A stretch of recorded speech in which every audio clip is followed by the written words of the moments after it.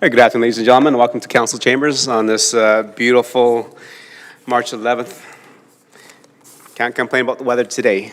I know there's always something that we want to complain about, and it's not the weather. So you can complain about us, especially the fact that we don't look as good as we did yesterday because we lost an hour of sleep. And that's what usually happens when people lose an hour of sleep. They don't look as good as they normally do. So please forgive us.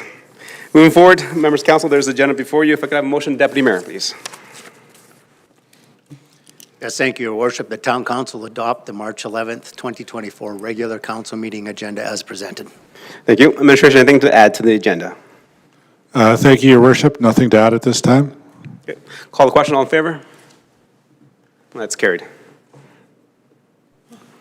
Okay, moving on to number 3 is the public input session. This is the time that we allow residents or stakeholders to address or bring some concerns forward to members of council that is not on the current agenda. Administration, has anybody registered to speak? Through Your Worship, no one has. Okay, thank you. Moving to the gallery, is anybody in the chambers like to speak to council on something that's not on the council agenda tonight? Seeing none, moving on to presentations and delegations. Number 4 on the agenda, we have nothing scheduled for tonight.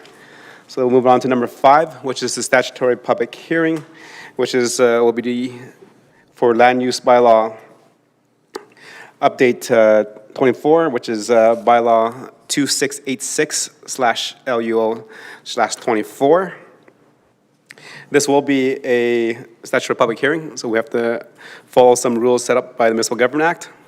How it will go is I will call the meeting to order.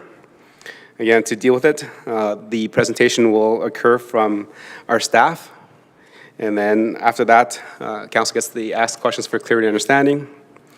Then all those that, then there'd be a presentation from the applicant. And again, council gets to ask questions for clarity and understanding. Then all those that are in favor of the proposal get to speak, and then council gets to ask questions for clarity and understanding. Then all those that are not in favor of the proposed bylaw change gets the opportunity to speak. And then council also gets to ask questions for clarity and understanding. After that, then all those that wish to make a general comment can speak after that. And then also council gets to ask questions for clarity and understanding. When that's completed, the applicant gets a chance to summarize if they like. And then that will end our formal hearing. And then a business item will be dealt with a little bit later under bylaws 8.1. Okay. So with that, in accordance to the MJ provisions section 216-4 and 606 of the Municipal Government Act, the Council of Stony Plain is holding a public hearing to provide an opportunity for the public input and comments on a base proposed bylaw 2686/LUO/24, the land use bylaw update changes. Go ahead, administration.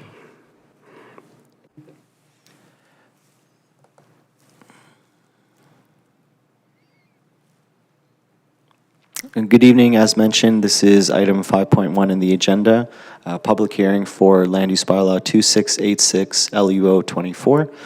This is an administrative yearly update which occurs, as I mentioned, on a yearly basis. So the land use bylaw governs the use of land as well as the boundaries, setbacks. This is a slide which we typically use in the town of Stony Plain. It shows the overall planning framework within the town, and you can see that the land use bylaw would fall within that land development segment. An administrative update to the land use bylaw was performed in 2021, and later on in that year, the bylaw was again amended to implement some cannabis legalization changes coming from a provincial level. Later in 2022, the housing strategy received some implementation items in the land use bylaw, and there were some additional administrative updates. 2023 saw the town release cement a formal yearly land use bylaw update process, which mainly consists of administrative items. And we now see ourselves again in 2024 performing the annual update. So here's an overview of the changes that are taking place in this year's administrative update. I will provide a high-level overview and then dig into some of the details here. The Development Authority has been given discretion over some of the items which had previously specified determinations in the land use bylaw. Education services were expanded into permitted uses in other districts. There was some clarification provided for accessory development regulations. Sightline triangles have some additional applicability to intersecting lanes. The definitions section was updated. Projections have been aligned and consolidated into one general regulation section. Planning bylaw notice signs have been added to the land use bylaw as a new section as a result of some implementation of the public advertisement bylaw, and there has been some changes to the cannabis retail section. So this draft bylaw was circulated to adjacent municipalities as well as UDI and CHBA, who provided comments. Additionally, this public hearing was advertised on March 1st in the Town of Stony Plain Reporter. Additionally, the matter was also posted on the town's official website. So to get more into the details about some of the changes here, it is common that administration sees applications which may be classified as one or more uses in the land use bylaw. It's a common practice for administration to deem the use which is most appropriate based on the application. This is already in practice, but it is now being formalized through the land use bylaw. Greater flexibility for applicants in providing further application details has been implemented in this land use bylaw, which allows the development authority to determine a discretionary timeframe for that applicant to complete their application. Education services have been added to the P1 and changed to a permitted use in commercial districts. This simply just removes unnecessary red tape for a service which presents minimal impact to nearby land uses. Clarification on the setback distance that is required from a principal building has been added for accessory development.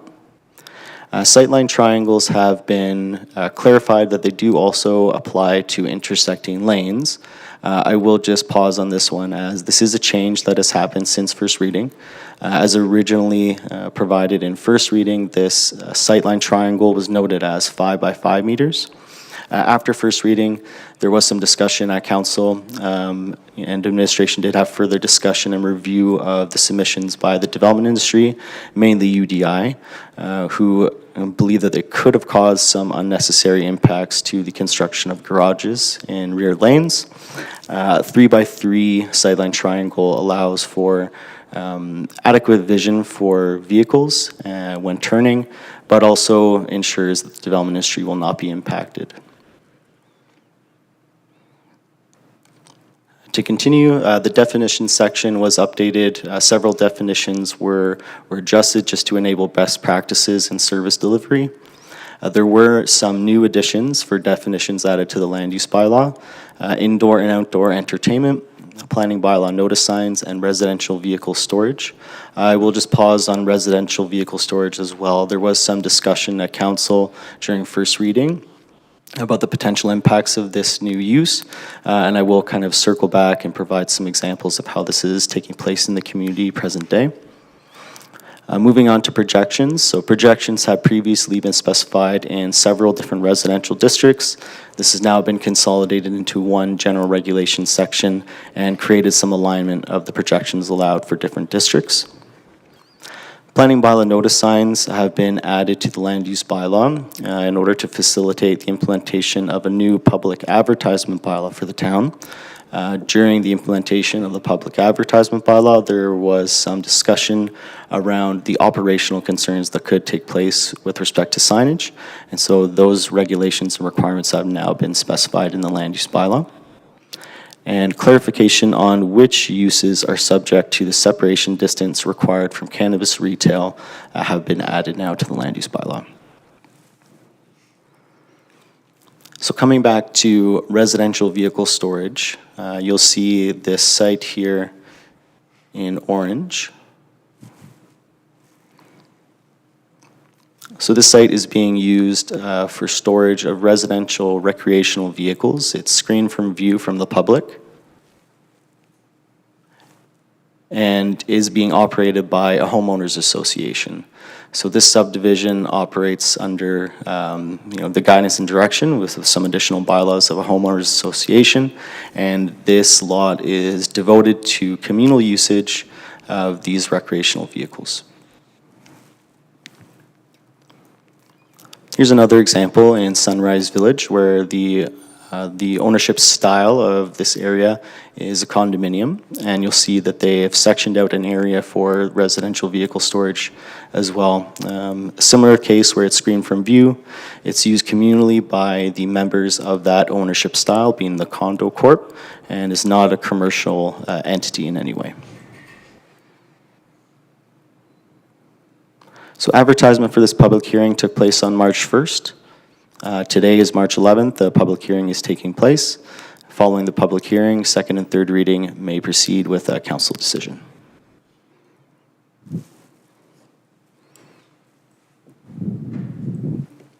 Okay. Thank you for your presentation, and thank you for the background and kind of addressing some of the questions that council had during first reading. Members of the council, any questions for clarity and understanding? Councilor Anderson, go ahead. Thank you, Mr. Mayor. Thank you as well for the presentation this evening. Certainly lots to digest in here, and certainly a ton for your team to bring forward to us, so we appreciate all the work that's done.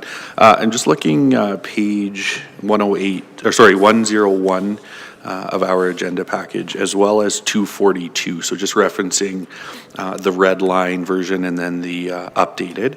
242, we can see daycare services was added, and now on 101 it's included in the new proposed land use bylaw.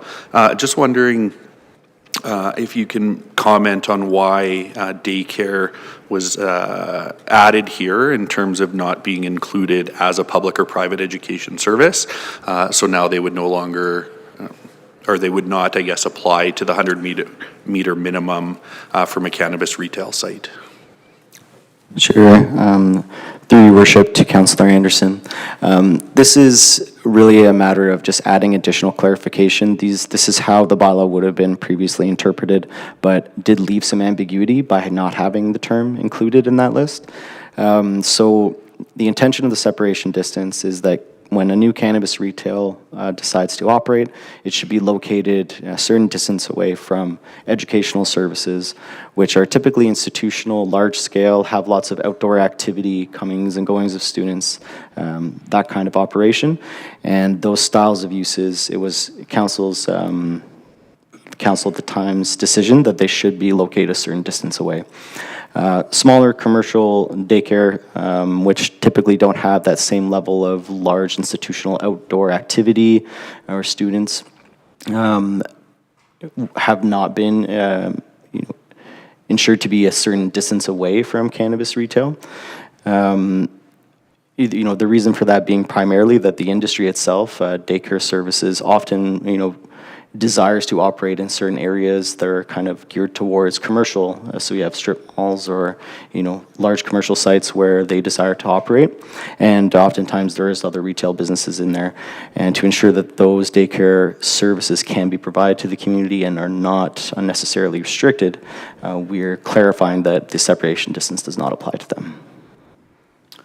If I may, Your Worship, just further to that, through Your Worship to Mr. Anderson, or Councillor Anderson, is that there's a distinction between a care facility versus an education facility, and there's a lot of crossover between what a play school or a daycare is in terms of what is its primary function. So when we worked with the province to better understand what the legislation was about, we found that there was a distinction that it's the education component, not the care component. So therefore, by putting this in here explicitly, it ensures that if the primary function of that business is for care, for child care, even if there is some educational component to what they teach there, but it's ultimately a care facility, that it would not pertain to this. Whereas if it's an education, as Mr. Young was indicating, such as a school, K-9 kindergarten school, or sorry, an elementary school and that sort of thing, that's where the regulation was really supposed to imply. And we've had some development permits that have had considerable challenges, I guess, going through the permitting stage. So again, this is a clarification to make sure that it matches what the intent truly was and allows for less ambiguity going forward. Anything else, Councillor Anderson? Thank you, Mr. Mayor, and thank you for the thoughts there. So just for clarity in practice, since this was added to our land use bylaw, the intent was to allow cannabis retail facilities within sort of that minimum 100 meters. And the addition of it explicitly is to align in your conversations with our provincial counterparts and what has been happening in practice within our own municipality. Through your worship to Councillor Henderson, that is correct. Similar in the way that an alcohol facility can be next to a daycare, cannabis is in a similar regard. Yeah, thank you for that. Not sure if you would have this information at this moment, but do we know how many cannabis retail facilities are currently within our municipality within a 100-meter distance from a daycare or a childcare center? Through your worship to Councillor Henderson, we do not have that offhand. Thank you.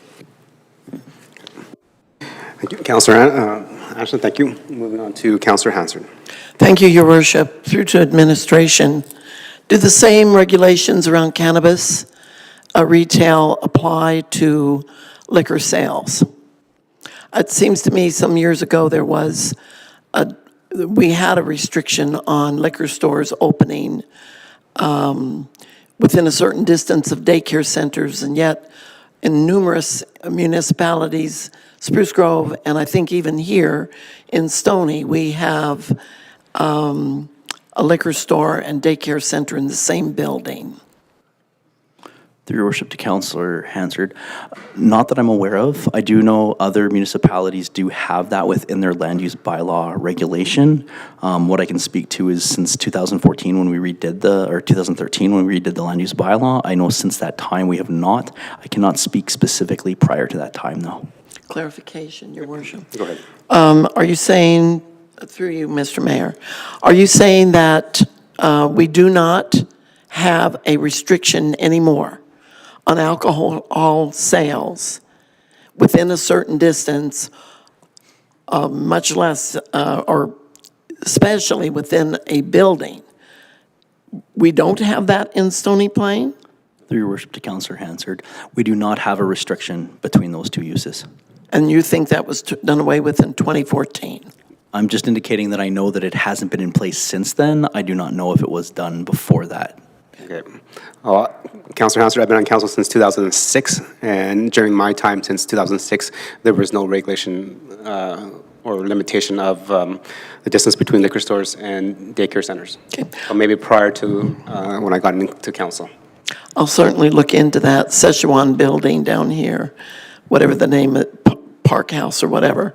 There's a liquor store on the main level and a daycare above. All right, thank you. Councillor Laurie, please. Thank you, Your Worship, and through you to administration, referring to page 222 and 223. First and foremost, appreciate the amendment to the rear lane sight lines from the feedback that was received from the development community.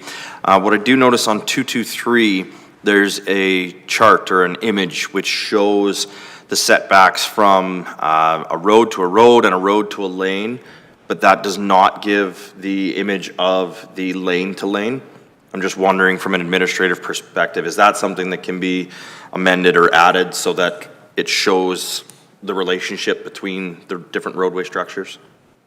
Through your worship to Councillor Laurie, yes, certainly the image could be updated and a new figure could be provided.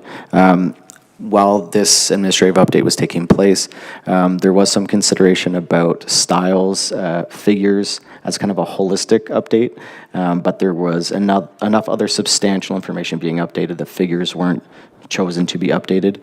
However, it's certainly something that we can do. Thank you. And just for clarity, that would not be a substantial change that would actually require this to come back to council, correct? That would be an administrative amendment that could be done within the document?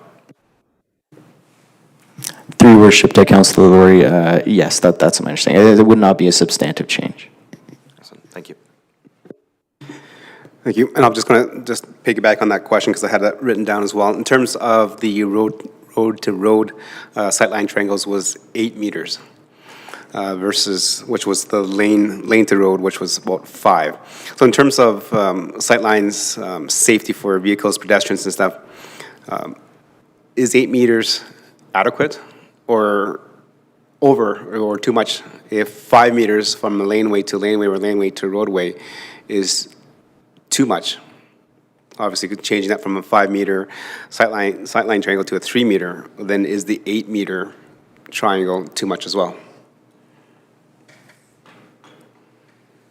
To your worship, we have not experienced any hesitancy from the development community or have not received any issues with respect to its impacts on development, nor have we received any issues with respect to vehicle operators or safety complaints about that sightline triangle. It is also an engineered standard that should be derived from the municipal development standards. So it's a transportation engineering practice that is mirrored and implemented through the land use bylaw as well. If I may just add to that, Your Worship. In addition to that, again, when you're talking about a street, this could be a collector road with a collector road or 2 local roads. You're generally traveling faster on a full road. So again, the necessity to have a larger sightline triangle is kind of directly impacted by the speed, the volume of traffic, those sort of things. So kind of the step-down approach here that you can kind of make out from 8 meters for a road to lane is 5, and now alley to road is 5, and then moving down to an alley to alley is 3, kind of is a nice step-down approach. Okay, thank you, and I appreciate you making those comments, because we just had a conversation at Council Strat Planning looking at in terms of community safety, and one of the conversations was about speeds in our local roads and stuff. So in terms of going forward with this bylaw, maybe future ones, if that is the requirement for sightlines, is the speed of the roads, can we build that into our bylaw so that it doesn't really, we don't talk about roads, we just talk about speed. So if it's an alley going whatever to another road going, there's a set parameter of the sightlines. If it's 2 roads that are going, for example, 60, then the sightlines are different. If there's 2 roads that are going 80, the sightlines are different. So we don't have to actually address it in each bylaw change. It's like we just address it in terms of the speed of the road itself. Through your worship, thank you for the question. As the manager of planning noted, there's a duality with the land use bylaw and the municipal development standards. And when talking about speeds and roadway geometry, there are guidelines that are referenced in the LUB, as well as geometric engineering concerns that reference the stuff, the information you're bringing forward about speeds and safety. So the 2 of them work together in that effect, and there are parameters within our MDS that do speak to that in both high level and as well as direct standards.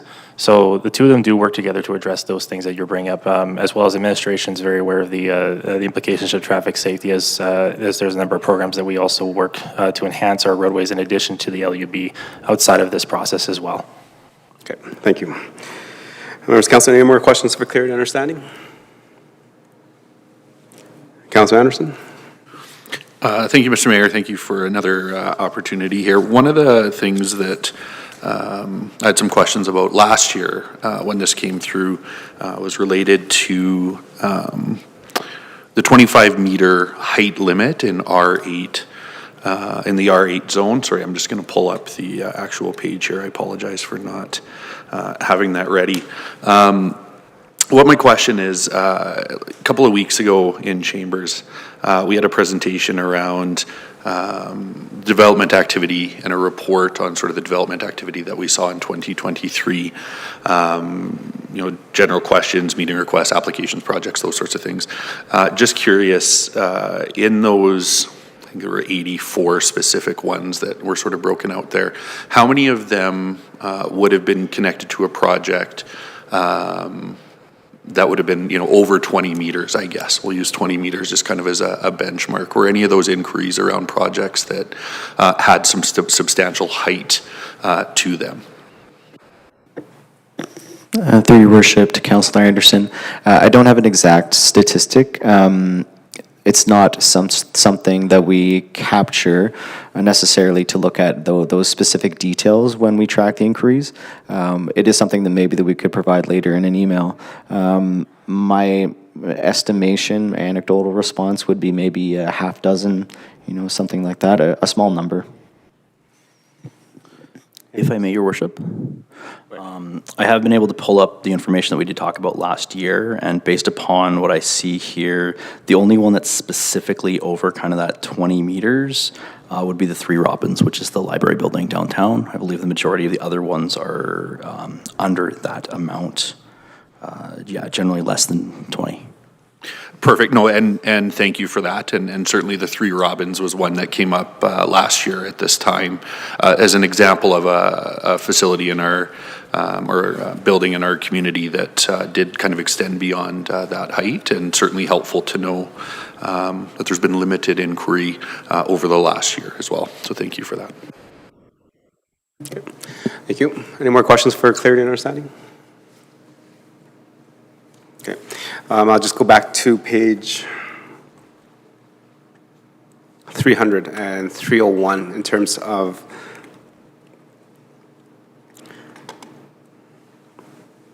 just some clarification on what is allowed for vehicle storage on residential lots.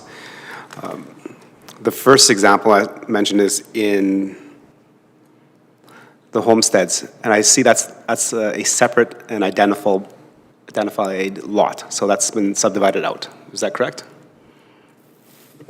To Your Worship, that's correct. Okay. So the next example that is shown is Sunrise Village, and that there's a little square there. So is that a subdivided lot outside of that, or is that part of the whole Bearland, the condominium project? And to Your Worship, that is common area of the condominium corporation. So no, it is not a subdivided out piece. It's just simply an area that the condominium corporation has dedicated informally. Okay.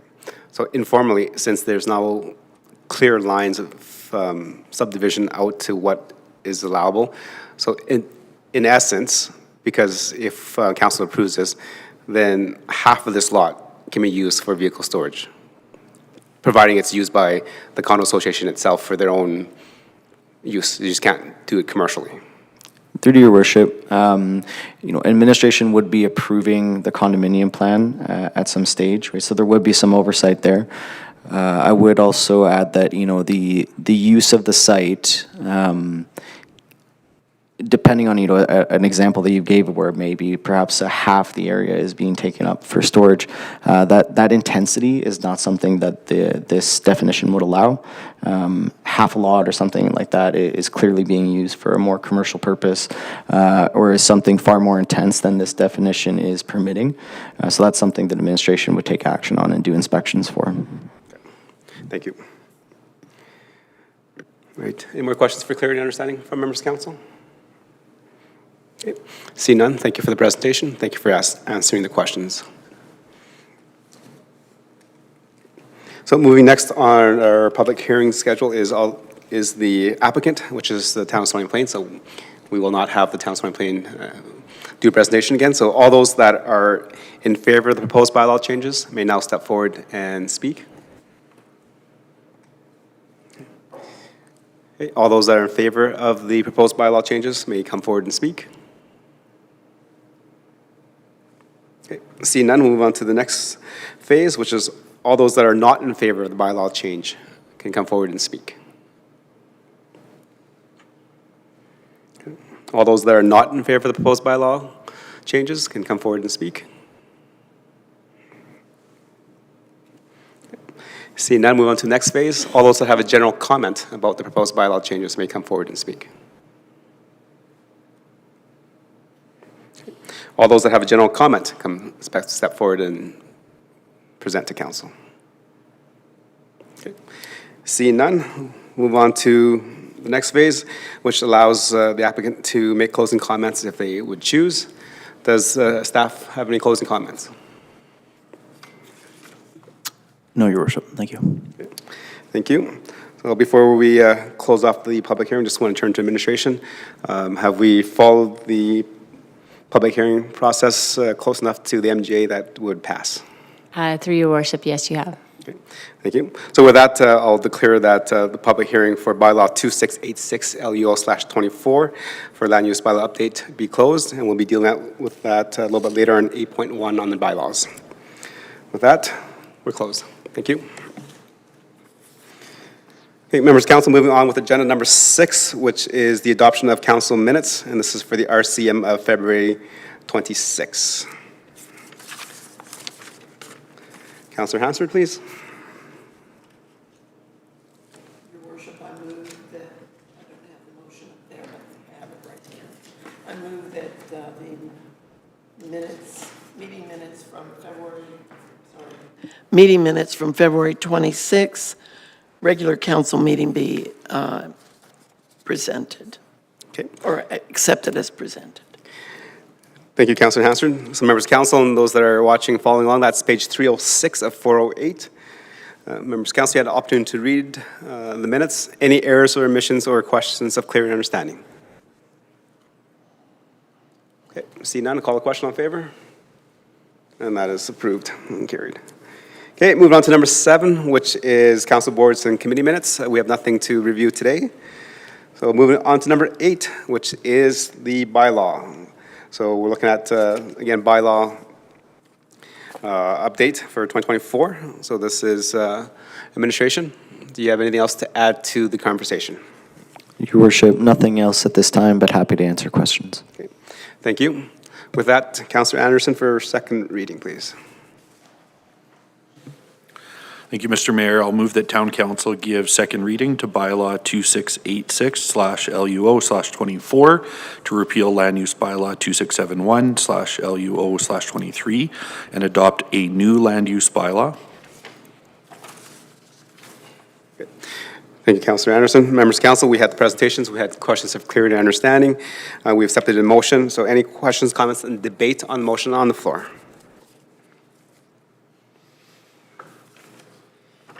Okay. Seeing none, I have a question for administration. Looking at page 290 and 291 of our agenda package, those are the letters that were submitted from the Canadian Home Builders Association and also the Stony Plain chapter of the Urban Development Institute. I see that there's some good conversations, there are some suggestions coming forward. And as mentioned around this table many times, is Stony Plain Town Council wants to make sure that we develop Stony Plain in a Stony Plain uniquely way, that we don't just build up whatever else is building.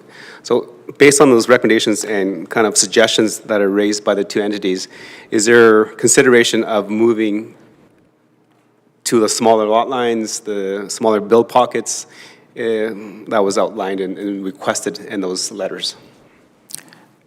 To your worship, we were also happy to see that the Urban Development Institute is voicing current development trends and expressing issues that their larger communities experiencing. Despite that fact, the town implemented fairly significant changes in 2021 to lot lines. In fact, administration proposed larger changes than were actually approved by council at the time. Based on that fact and that, it's a relatively small sample size that has moved forward to date, administration did not determine that the timing was right to further adjust those building pocket sizes or lot sizes. It is something that we're continuously considering and discussing with the development community, and it may be something that is brought further with next year's update. Okay. Thank you, and I appreciate that comment. I think I heard around this table many times is that we just don't want to build what everybody else is building. We want to make sure that, as our MDP states, that we're uniquely Stony Plain. Okay. Any more questions, comments, and debates on the motion? Okay. See none, I'll call the question. All in favor of second reading? And that is carried. Okay, for third reading, Councillor Meyer, please. Yes, thank you, Your Worship. The Town Council give third reading to bylaw 2686/LUO/24. Okay, thank you. Any questions, comments, and debate on the motion for third reading? Okay. See none. On behalf of council, thank you very much, administration, for bringing this forward. Definitely, as my time sitting in this chair, appreciate the yearly update. That allows us to be a little bit more nimble as members of council and as we converse with the development industry. As we've seen here, just because the development industry asks for it and wants it, doesn't mean that it will happen in Stony Plain. I think it's the balancing act of what we want to see in our community and what the industry norms are. And we'll walk that line where we kind of try to balance both wants for the betterment of our community. And having this ability to review this yearly allows us to make those minor changes here and there too, as mentioned by the managers, that to see how it affects our community before we jump in full force with both feet. So thank you very much for this. With that, I'll call the question on favor. And that is carried. Okay, moving on to number 9, which is business items. We are currently experiencing some technical difficulties. So let's call a 10-minute recess until IT gets it all resolved, and we'll come back and we'll resume at 9.1. Thank you.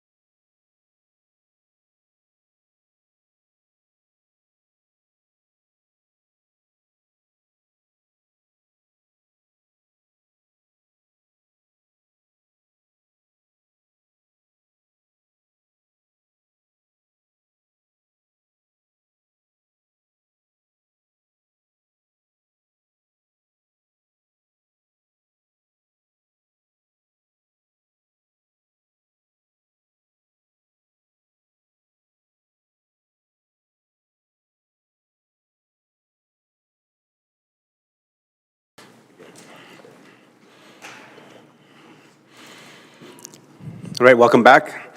Thank you, council members and members of the gallery. Sorry for the inconvenience. Sometimes when we rely on IT, it works really well and we use it all the time, and when it doesn't work, then we're stuck. So that's why we had to reset a few things. Okay, moving forward with our agenda, number 9.1 is the Spruce Grove annexation update. Go ahead, administration.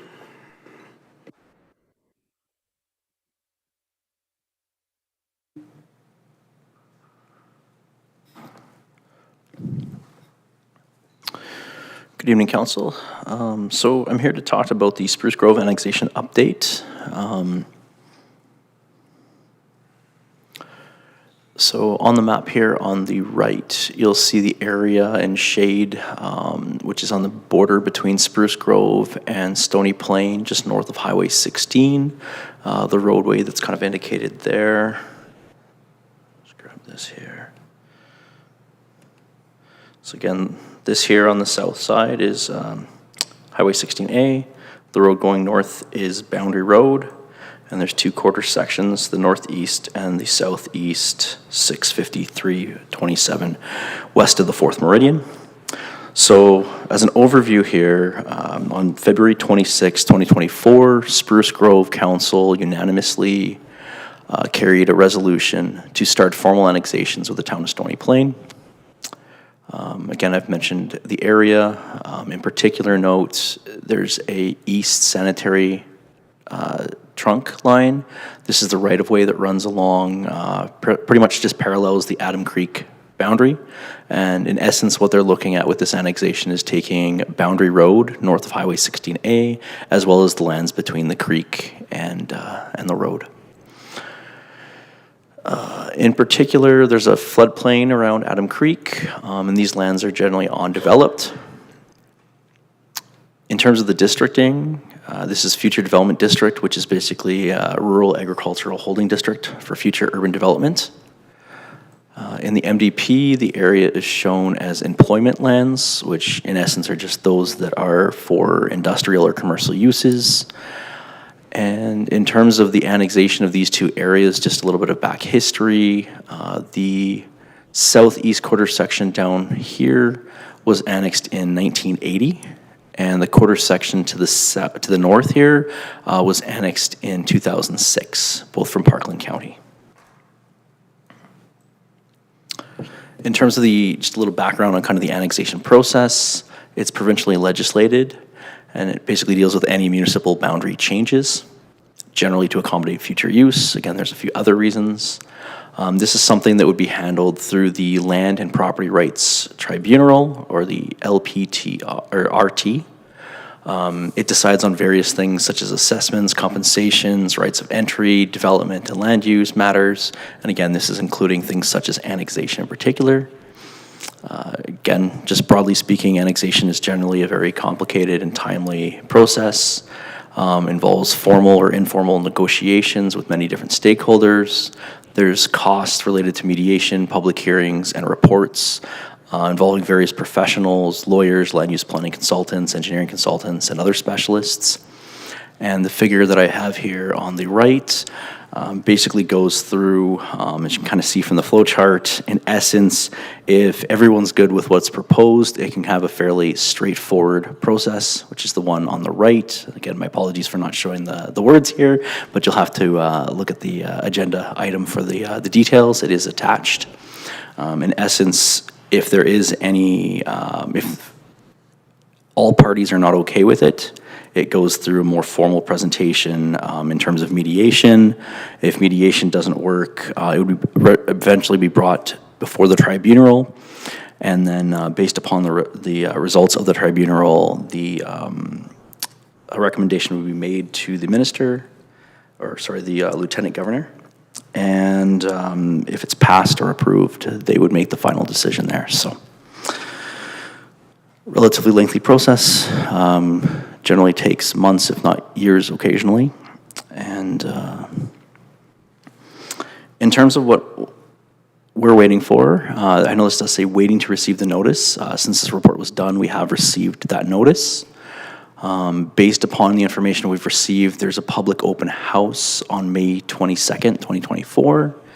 And again, depending on how we proceed with this formal process to discuss and aim to reach an agreement on the annexation terms is what I believe Spruce Grove would be working towards. With that said, I'm available for any questions. Thank you. Thank you for the presentation, and we know that that was passed in Spruce Grove Chambers, I think, last meeting. So, members of council, this is the official kickoff to the process. Any questions or for clarity and understanding? Councilor Hansford? Thank you, Your Worship. Through to administration. I'm wondering if in this process, Stony Plain would be able to have some assurance that the number one reason for this annexation is for the city of Spruce Grove to complete the road down to the Catholic Church and to hopefully open the roads down there for coming and going through to the regional Catholic high school. I'm just curious if we are allowed to put forward in discussions our potential desire to have the road done sooner than later so that it doesn't just sit there for another 5 or 10 years or more.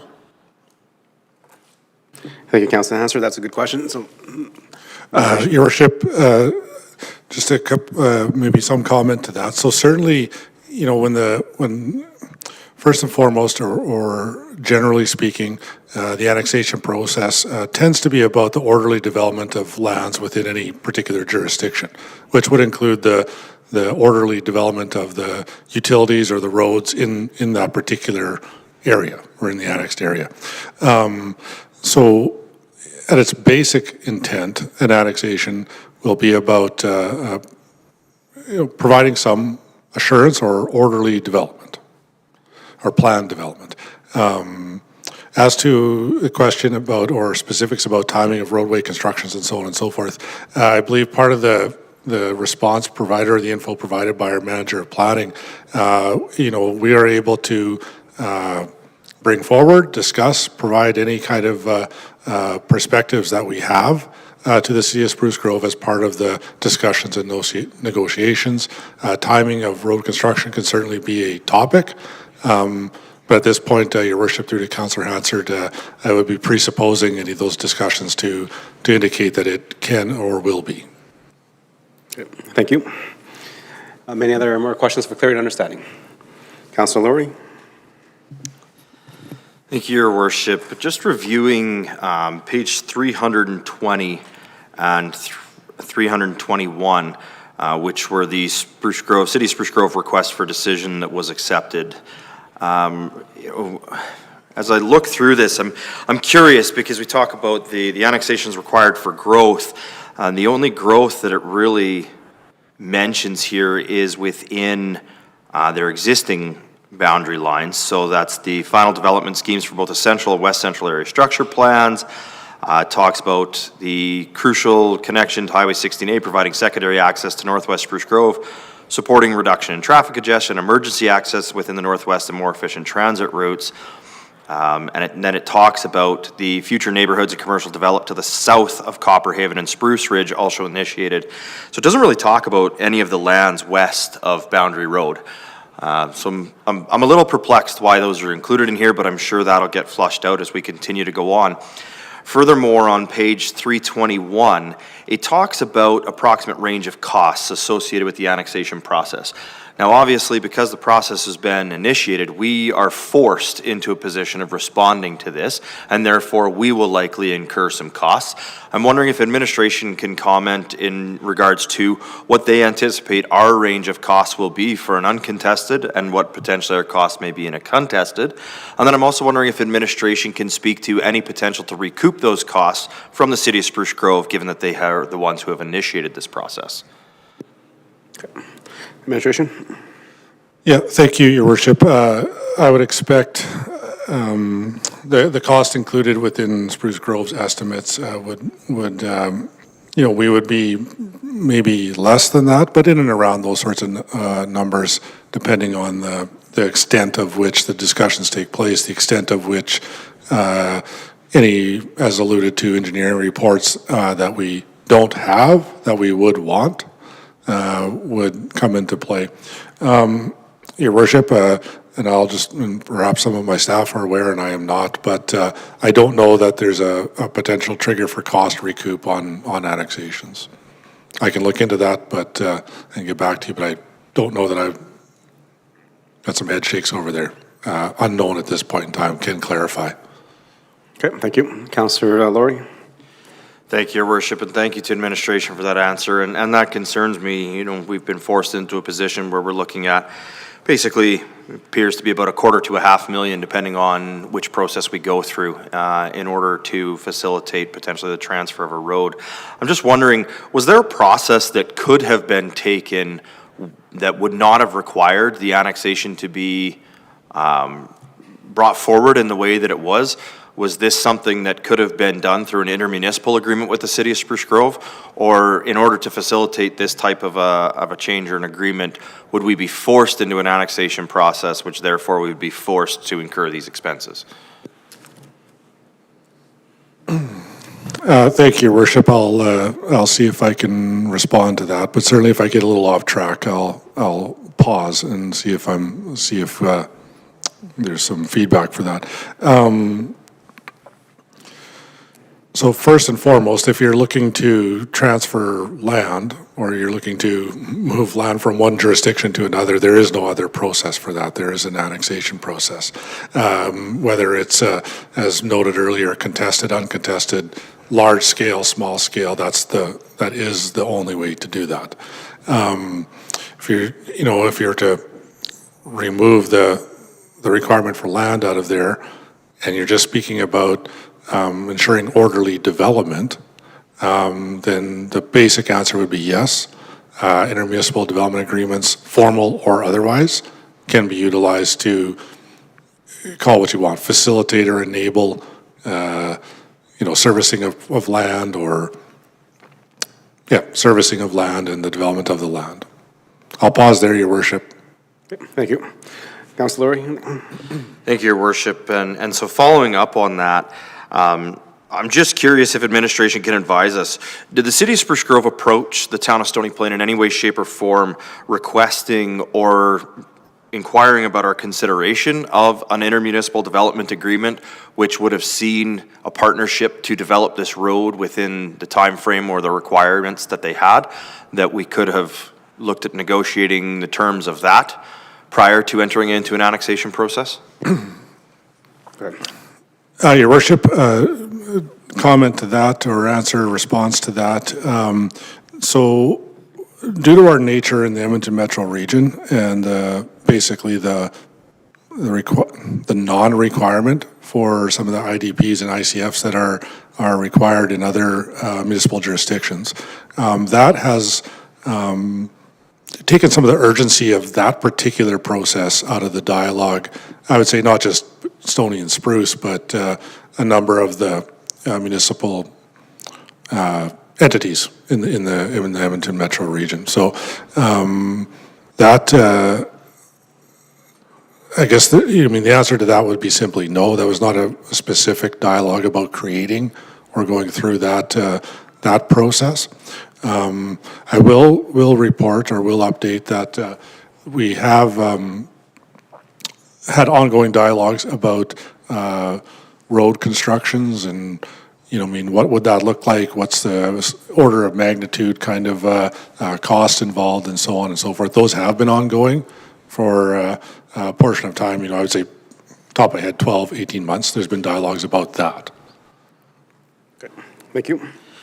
Yeah, and thank you to the general manager for that. I'm just, I appreciate the background on that. I guess I'm a little disappointed that this has come forward in the manner that it's come forward, and looking at the potential cost estimates between the two municipalities, we could be looking at anywhere from $500,000 to $1 million, and I'm sure that money could have been much better used in actually doing development rather than creating agreements or going through the process of an annexation, when this is something that I think there is an opportunity for some joint benefit for both municipalities. I think it's something both municipalities recognize is needed, while maybe at different times. So, I mean, we are where we are, and I look forward to the process coming forward and understanding how that's going to roll out and what the potential end result of this might be. Thank you. Okay, any more questions for clear and understanding on the presentation? Okay, just a question, in terms of the presentation, there was an open house on May 22nd.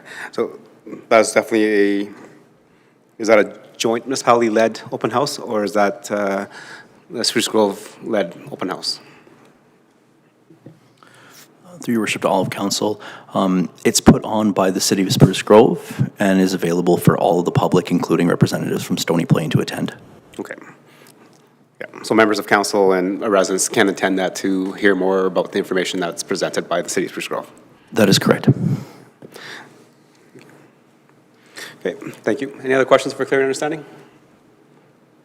Okay. See none, Councillor Loynes for first reading, please, or for SF information. Sorry. Thank you, Your Worship. I move that Town Council accept the Spruce Grove annexation update for information. Okay, thank you. Members of council, any questions, comments, and debate on the motion to accept for information? Councillor Hansard? Thank you, Your Worship. I'd like to respond to comments made at the end of the questions for information and clarity portion. I'm actually not disappointed to see this subject come forward in the way that it did.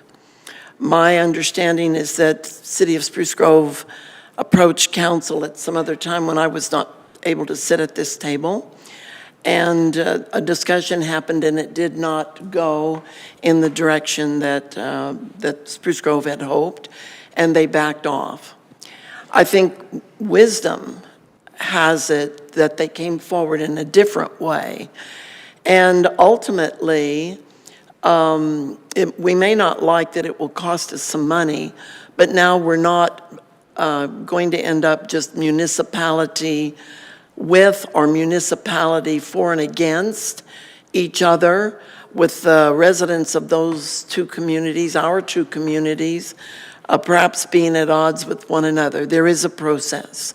And the beautiful thing about processes, even though they drive us crazy sometimes, is that we now have a system, and we have a plan, and we have a way that subjects, particularly those that might become contentious, can be brought forward and be discussed in a reasonable way. So I'm glad that the third party will be brought to the table. We lose a little bit of control, but Spruce Grove loses a little control in the process as well. And so what we have is a tribunal made up of people who sit in the decision-making position for these types of decisions all over the province. And those offer an opportunity for us to have perhaps wisdom greater than ourselves, experience greater than ourselves to come forward. So I'm not disappointed. I expect that this would be the step that we would be at. Okay, thank you. Members of council, any other questions, comments, and debate on the motion to accept for information? Councillor, you want to respond to that? Okay, we'll go to Deputy Mayor first, and then we'll go to Councillor Laurie. Deputy Mayor? Thank you, Your Worship, for that. Just in response to Councillor Hansard, she made reference to a third party. Can somebody please clarify where there's a third party involved in this? Okay, I think Councillor Hansard was referring to the land tribunal. The tribunal. As the third party, so it's not a mediated settlement, it is a third party. However, again, members of council, this is not a debate on what this is as an annexation. The motion is to accept for information. The information was provided in terms of the background information, so if anybody has any reason why not to accept this for information, this is probably your opportunity to speak on that topic. Councillor Laurie? Thank you, Your Worship. This is a point of clarity. In regards to process, this was previously brought forward in the discussions of an annexation process. So similar to the process we're following, it has not come forward before as a conversation of an intermunicipal development agreement, as we heard from the town manager. That was not something that was put forward. And then again, the involvement of the third party is only if this goes to an uncontested annexation. The third party is not at the table unless we are not unable to come to an agreement together as a uncontested. It would only be if it becomes a contested. So just some clarity required in those comments. Thank you. Okay. So I think either way, if it's contested or non-contested, it still has to go to the Land and Property Rights Tribunal. So there's still a third party that's involved in accepting it, so they have to get approved. It just won't be a decisive or confrontational thing. It's a information thing. So members, I look forward to the process that has been set out, and definitely looking forward to administration bringing back the cost-benefit analysis on this, so that council can have a fulsome discovery of what are the positives, what are the negatives, what are some of the things that we can live with, and what are the things that we can't live without. So that is for a future conversation amongst this council.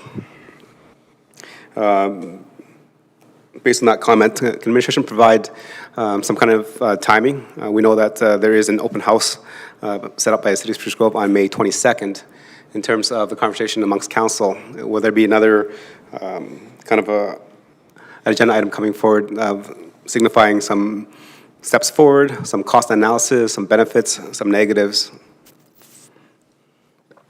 Your Worship, thank you for the question. So yeah, I would expect that over the course of the, I would say certainly between now and May 22nd, there will be information coming forward to council, and I would add that that'll come forward both in a public setting as well as some in a closed session item for council to understand and provide some commentary. So yes to the question. Over the course of the next 3 months, I would expect the process to unfold and be both in the council chamber as well as administrative efforts going into the supporting that decision-making process. Okay. Thank you. Deputy Mayor? Yes, thank you, Your Worship. 2 questions, if I could, just for clarity. Does it go to the tribunal if it's non-contested, or is it just does it just go to the minister? Through Your Worship, to the Deputy Mayor. If it is uncontested, it still goes to the board. There is not necessarily a public hearing being conducted in that case. So if it is uncontested, the information would be provided to the board and they would still be able to make a recommendation. But again, there's no public hearing as part of that process in that case. Thank you for that. Second question, if I could. Yes, thank you. Is there a need for a public hearing here in our own community to discuss this?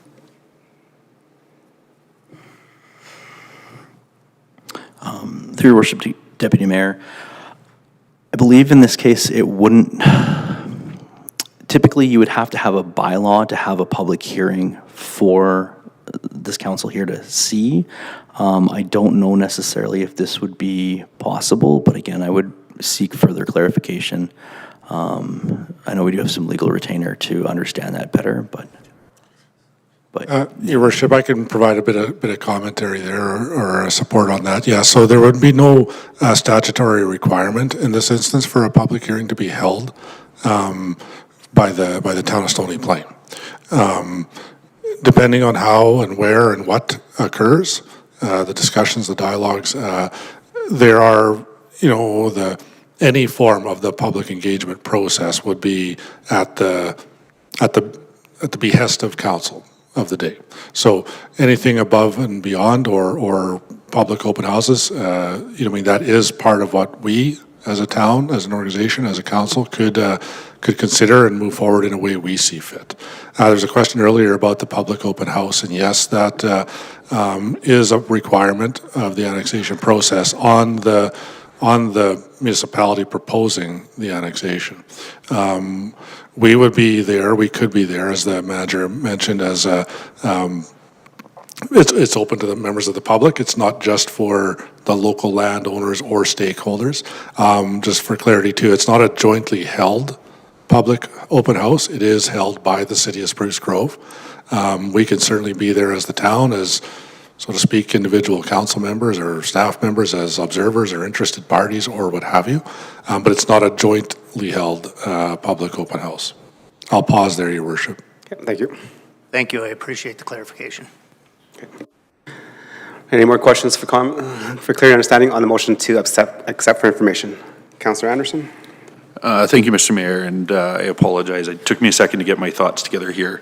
It is a question for my own clarity, but I'm looking at page 327, specifically item R. It just says the recommended area includes a small west expansion within Stony Plain, 41 hectares of land. What I had been looking for was to see how much of that land would be potentially developable. Either residential, commercial, or industrial. So, there's a pipeline that goes through there. We have some environmental reserve. We have some road right away. Just maybe a rough idea about how much of that particular parcel is developable land. Okay, that's a good question, Councillor Anderson. Does the administration have the numbers now, or can that be provided at a further agenda? Through your worship to Councillor Anderson, I do not have that handy right now. Again, just some factors is we do need some information there specifically about the floodplain would definitely have to be determined for that, but we can bring back an answer. Yeah, perfect. No, I appreciate it. We actually have some numbers in the 2016 report that was identified by Spruce Grove, and we'd like to think that it's above board and accurate, but was just looking to see if our own internal projections matched what theirs were. So we do see some numbers there, certainly, that Spruce Grove has provided in their 2016 report. Thank you. Thank you. Any more questions for clarity and understanding? No. Just one more question. I think the manager mentioned about legal. So in terms of going forward with this, do we have legal counsel to provide some advice and suggestions and to review the annexation proposal? Thank you, Your Worship. Short answer is yes. We would be engaging legal counsel to advise and assist. Okay, thank you. And then would that be during another agenda presentation, either in camera or out? Correct. Thank you. Any more questions for clear understanding and debate on the motion to accept for information? Okay, see none, I'll call the question. All in favor? Okay, and that is carried. Okay, moving on. Agenda number 9.2 is the water loss update. So members of council is aware that we've been tracking some larger losses in water than we've had in the past. And administration has gone forward and tried to find out where these losses are. And then also council has given direction to go ahead and do that and report back. So go ahead, administration. Thank you, Your Worship. And Council, tonight, as Your Worship mentioned, we're bringing forward an update on the town's approach to water loss. As Council recalls, this is the second update on the topic, as previously mentioned by Your Worship. Following the presentation in 2023, we were directed to bring back a further update on progress. Since that update, the town administration staff have been working on the issue directly. This has been a team effort across different branches of the town, different business units, working with members of corp services as well as planning and infrastructure. There's also been coordination with the Capital Region Parkland Water Commission and engagement with companies within the private sector to assist in this issue. Tonight, the town's manager of infrastructure operations, Mr. Paul Simons, is here tonight to present this update to council. This is Mr. Simons' first time at council. I will now turn it over to him for his presentation. Good evening, Mr. Mayor, council. Again, my name is Paul Simons, the infrastructure operations manager for the town and a long-term resident. So I wanted just to present tonight the water loss update for 2024. Thank you. Welcome to council chambers. Just a presentation overview, history. I want to give you a brief history. Water loss overview, actions in 2023 that were completed, and sort of our next steps in operations going forward. The municipal water system, of course, loses water due to various activities going on with the water system. What we expect is that 7 to 10% loss year over year. 2022, we did have an exceptional year at 21.9% loss. And 2023, we actually did reduce down to 17.88%. There is a water loss cost, of course, for a purchase of water. And at 2023, we did have a cost of water loss at $290,000. Just our approach to water loss. So we became aware that water loss was increasing in 2021. An initial approach to the water loss situation was to contact our commission and make sure that our meters were correct. That was completed in 21. And in 2023, the town began taking steps to address this water loss situation. These steps included, that were completed, asset management. Of course, we identified the locations that were sort of a constant age high risk that we could start leak detection. Did we have leaks in the system? A contractor was selected and performed acoustical leak detection in the areas identified in 2023. Work was completed and no leaks were found in these high-risk, consistent locations. Utilities did some measurement and theft prevention, so they have gone out to commercial meters and confirmed that anti-tampering devices are on all meters with those sort of large commercial meters.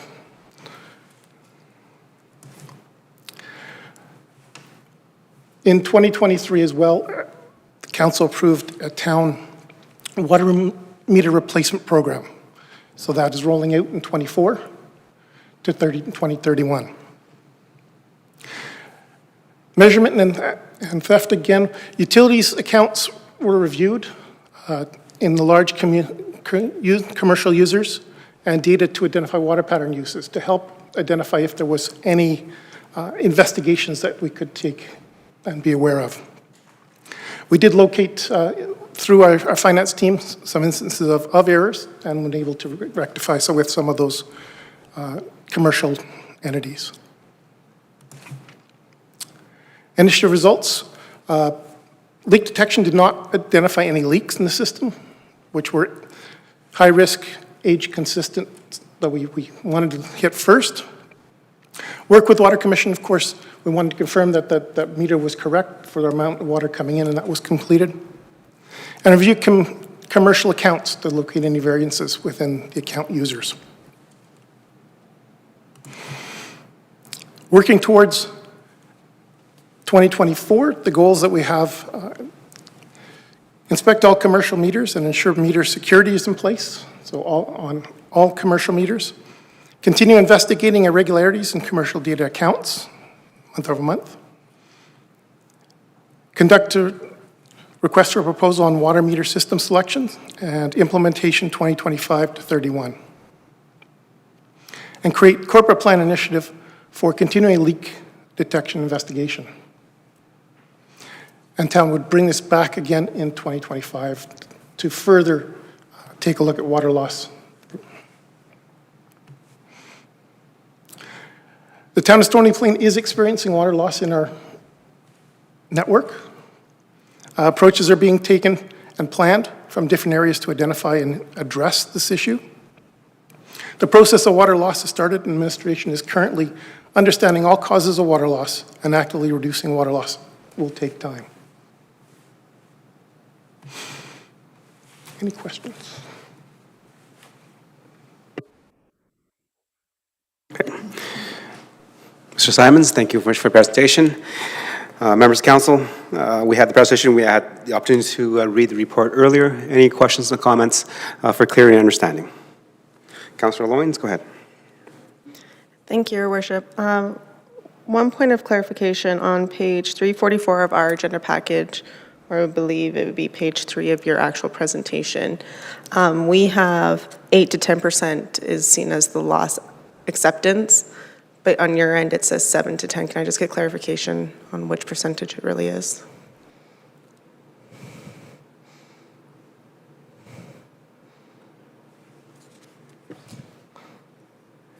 The 8 to 10 is what you have in your council presentation, yeah. So this was updated in your council presentation. And then, if I can, Your Worship, Go ahead.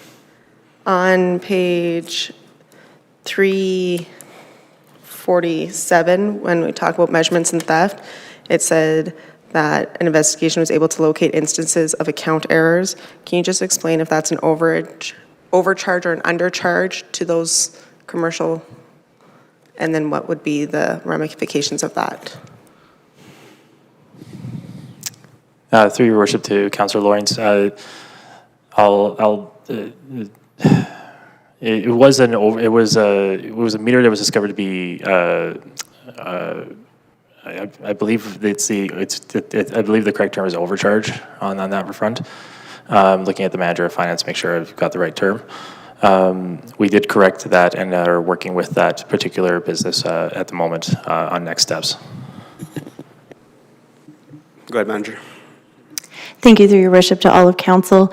So the meter wasn't reading properly due to age, and so as a result, they were undercharged, and so as such, we have come with an agreement going forward to recover some of that. Okay, thank you. Okay, any other questions for clear understanding? Councillor Lowry, go ahead. Thank you, Your Worship, and thank you, Councillor Loynes, for that question. Through you to administration, I had a similar question, and I'm wondering, again, given the gravity of the results that we've seen, the one error that we have found, how does that contribute? Are we talking a fraction of a percent? Are we talking it's maybe 2 or 3% of the 10% overage that we're above the normal? How significant, I guess, is that error? Good. Go ahead, administration. Thank you, through your worship, to Councillor Lowry and all of council. That particular one was a fraction. We are very sure that there are a multitude of factors that are increasing this water loss. Is not just one, through the leak detection, through errors. We've also reviewed all of the water meters that are a certain diameter, as that would be one of the major losses that have occurred. And so that recovery has been accrued and is within the financial statements for the fiscal 2023 year end. And it didn't even equate to a percentage on there. Thank you. Go ahead. Thank you. And then further follow-up to that, hearing what we've heard in regards to the loss, I think on page 344, it stated we had a water loss cost of $290,000. I'm anticipating that that's for the full 17.88%. So the variance between a typical of 8 to 10%, we're looking approximately, we'll call it $145,000 of additional unanticipated loss. With some of the initiatives that have been started and some of the initiatives that have been planned, in order to avoid more of a loss, is there any opportunity to accelerate any of those initiatives to try and identify these errors sooner and stop incurring that additional loss? Okay. Go ahead. Through your worship to Councillor Lowry, thank you for the question. As the manager mentioned in his report, there are considerations being made to be brought forward to council in corporate plans. We're also leveraging our council-approved initiatives at this time to make inroads on that. As was mentioned in the presentation, there are following the pattern, we initially, just elaborating on the previous presentation a bit, one of our first approaches was to go into leak detection, and through that process, what we found is what we didn't find. We didn't find any significant leaks, and now that we've had this data for some time now, we're seeing some interesting trends that we're taking different approaches. It doesn't lend itself to just one thing. There could be a multitude of factors, which is why we've pivoted to reviewing all the meters, the commercial meters, and working our way down from the larger ones down to the smaller ones. We also have the water meter replacement program, as the manager mentioned, that we are initiating and getting started with as per the corporate plan. Our utilities team is also making some additional checks on meters as they go with, I believe the manager referenced anti-tampering and And we've been checking our meters as they come out as they're replaced. So we're not just doing one or two things here. We are trying to leverage current approved plans and budgets to make inroads on this. We're working very closely with our teams at finance as well on any undulations or changes in the data that we see. That way we can act on. It's hard to pinpoint just one thing with this, as both managers have mentioned. So efforts are being made to take this very seriously and move it forward as expeditiously as we can. And we have seen some progress, albeit small progress to date, from year over year as of today. Okay, thank you. Anything else? Just one more follow-up on that. Thank you, Your Worship, and thank you, Administration. Through Your Worship, you mentioned anti-tampering in respect to water meters. Do we have any anti-tampering or use identification measures on our hydrant system to determine if our hydrants are being illegally accessed? Good. Through you, Mr. Mayor. The hydrants do not have anti-tampering on them. So if they're used at this point in time, the water is not measured. For our fire department, there is a temporary meter that can be used, but single hydrants do not. And just a further follow-up to that, given the flow rates that a hydrant creates, is there any type of a system alarm or anything like that that can be triggered should that type of usage be found to be occurring that could then be correlated back with reports from the fire department on any of their usage? Through Your Worship to Councillor Laurie, again, thank you for the question. That's another iteration that that town staff have, I guess, contemplated, that could be a factor or an option. I'm not aware of any specific technology that you're referencing myself. That doesn't mean that there isn't any out there. As the manager indicated, we don't, the town or municipalities don't generally put those types of devices on hydrants, as they usually, there's no, you can't really plan a fire and when you're going to need to use it, and time's usually of the essence when you're using those. It is the potential use of hydrants playing a factor in this problem has the attention of administration right now. We don't yet have something to present to council on how that's being addressed, but it is something we're discussing internally. Excellent, thank you. And I would maybe recommend to the general manager, following up with colleagues in Parkland County, I believe the Atchison area does have some type of what I would call hydrant monitoring, whereas the ECC, the Emergency Control Center, would receive some type of an alert if the water flows to the hydrant system are activated, and therefore if it is not a known emergency situation, that is something that can be flagged. So I think something that we can look into that maybe one of our regional partners is already doing. Okay. Thank you, Councillor Laurie. Moving to Councillor Anderson. Thank you, Mr. Mayor. Thank you, Mr. Simon, for being here with us this evening. Welcome to Stony Plain and welcome to council chambers. A couple of quick questions for you. In the lead sheet here, second paragraph, up from the bottom, page 340, lists a few initiatives that have been undertaken to try to track some of this lost water, everything from street sweeping, fire services, external requests, and so on. And then there's a note that there were 3 recently purchased water meters to help understand some of that usage. Would that usage be captured already in the 3.25% reduction we noted from 2022 into 2023, or is that something we'll expect to see, gains in the next calendar year? Go ahead. Through you, Mr. Mayor. The water meters were used in 2023 completely, so we should see those gains through those water meters for the contractors and training for fire using those meters. Perfect. So that will be reflected in the reduction that we're seeing here year over year. Yeah, awesome. Thank you for that. Second question, and this is just in follow-up, page 346, 47, some of the initiatives that were completed, leak detection. There was a note here about areas of risk, highest risk areas noted there under asset management. As this water meter replacement is undertaken this year, maybe just some brief comments on how that will be rolled out, and will it be taking into consideration those areas of high risk that were identified in the report? Through your worship, to Councillor Anderson. At this stage, as the manager noted in his presentation, the next step is the request for proposal. So we're currently determining potential technology options that we would be able to consider for the next step in the corporate plan as presented to council in that program. As we get those options together, certainly what we've presented, where we would be looking at with the leak detection, those could be areas that we'd be looking to implement first. Implementation strategy, though, is something that we want to work with the proponent on the best ways to approach this.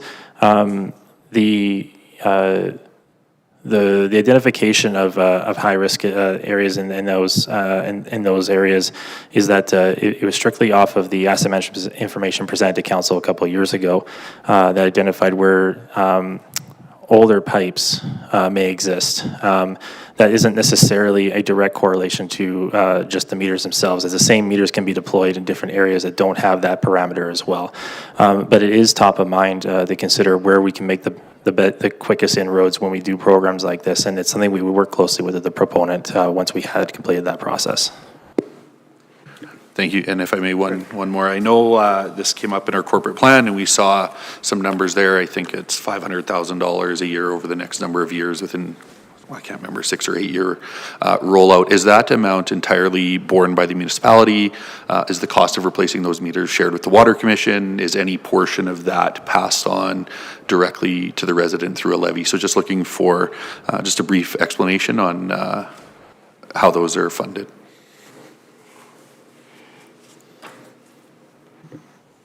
Thank you, through your worship, to Councillor Anderson and all of council.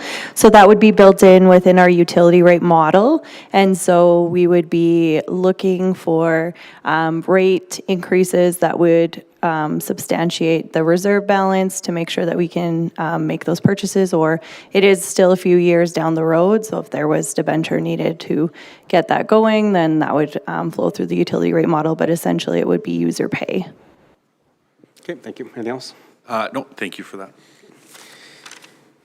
Any more questions for clear understanding, members of council? Councillor Hansard, go ahead.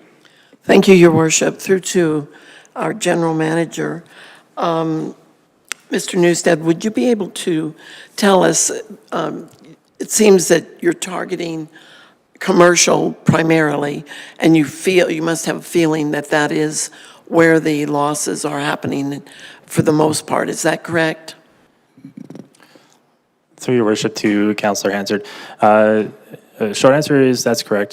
Just to elaborate a little bit, the general sense is to the bigger the service line that a business or a resident or dwelling requires, the more opportunity for errors within the meters exists. So what the approach that the teams have taken to date has been to go to the biggest lines, the biggest service meters, and work their way down. So going down to the most common line within the residences is not going to be the same that you'd find in a heavy commercial industry. It's a much bigger size. So checking, there's also fewer of those, and it's more practical to get through that list than it is other smaller lines that are more common within the network. So that's the reason for the approach, and it allows us just to potentially find the more higher volume, lower hanging fruit, so to speak, quicker. Okay. Thank you for that. And just to confirm that, administration does not believe that the commercial sector is actually the cause of the water loss. It's, if there is a leak there, it's probably the largest because of the pipe the size is easier to correct versus looking at all the smaller lots. So just make sure that if those business owners that are watching and that are following us, we're not saying that it's their fault. Go ahead. Thank you. Your Worship. Go ahead. Question. Oh, okay, with that in mind, would the bulk water plant in the North Business Park be one of those areas where you would zero in? Do we have any reason to believe that anything has been altered or that there may be a loss happening there because of the large amount of water that is taken by the service providers who carry water to acreages and country residential properties? Your worship, through your worship, the councillor answered. Just to going to answer both comments in one answer perhaps here. The first part, we're not targeting one specific business right now. We're strictly following the data off of the water lines and services. So within the North Industrial exists a number of businesses like the one you mentioned that we would be reviewing, not just because of that one business, but just because that's where the area where we have the highest services. So those would be, we would be in that area in general. For reference to the mayor's comment, no, we're not targeting any commercial businesses or any to that effect for any reason beyond just, like I said, we're following the data of where the large service lines are working our way down. Only for the reasons I said, they're less numerous and more volume, so we're checking those first because we can get through those a little faster. Yeah, Your Worship, if I maybe just provide a quick comment there too, sorry. You know, I think what the general manager is being clear about is that, you know, when we go by, in this particular instance, we go by meter size, not by land use or whatever. And a quick example of that, I don't know the number off the top of my head, but I would bet that Westview as an institutional hospital use probably is a pretty high user of water. You know, should they have leaks going in or out or whatever, their higher use would lead to a higher water loss. If you know, I mean, a percentage there is more so than at a single residential house that may use much less at any given day. Now, again, granted, I'm not sure the split, but residential use is by sheer account number is probably the larger number. But I'm not sure that it would be the highest water use even as an entire area. So again, we go by, on this particular stuff, we're going by water meter size regardless of end use, so to speak, just the water meter and the water meter size itself. Okay, thank you for that clarity from the general manager and the town manager.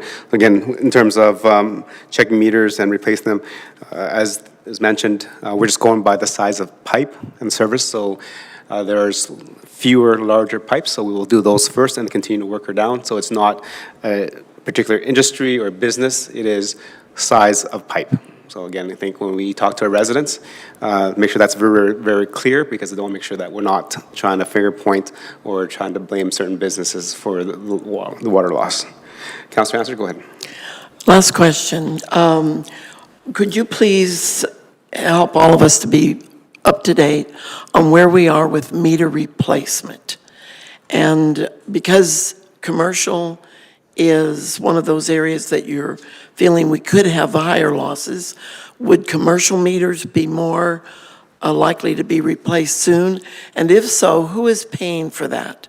Do our tax dollars, our municipal dollars go toward this, or is it up to the individual company or homeowner to replace their meter? Through your worship, the councillor answered. As the manager mentioned, we're just starting the request for proposal process to determine the technology that may be out there. Water meters, like everything else, infrastructure-wise, they have a starting point and they have an end point in useful life.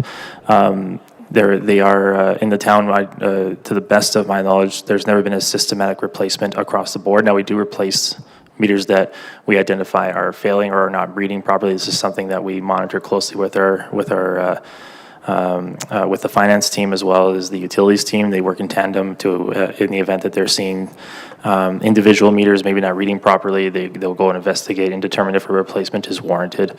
With respect to the overall meter replacement program, as of right now, I'm looking at the manager of finance. I believe it's just a capital project item right now that's funded through the utility rates. I was getting ahead on, yes. So that as of right now, that's the way the program is being set up.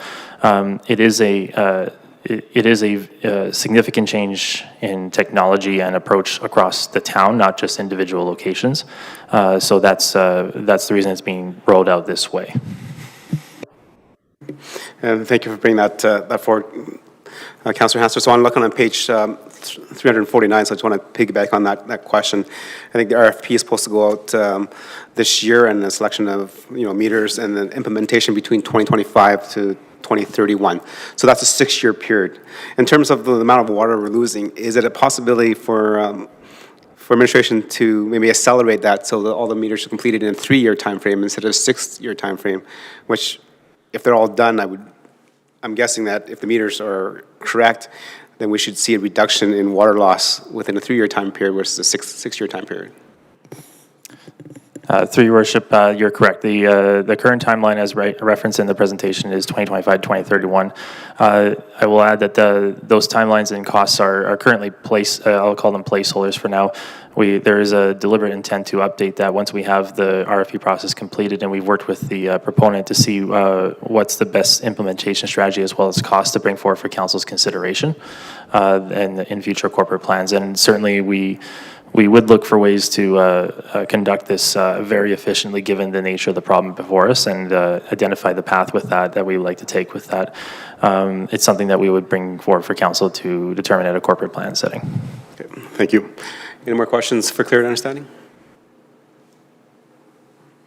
Okay, I have a question in terms of the cost of the municipality. I think mentioned earlier by Councillor Laurie that on page 344, so the town administration estimates that the 2023 loss of water, the cost of the town Stony Plain is $290,000.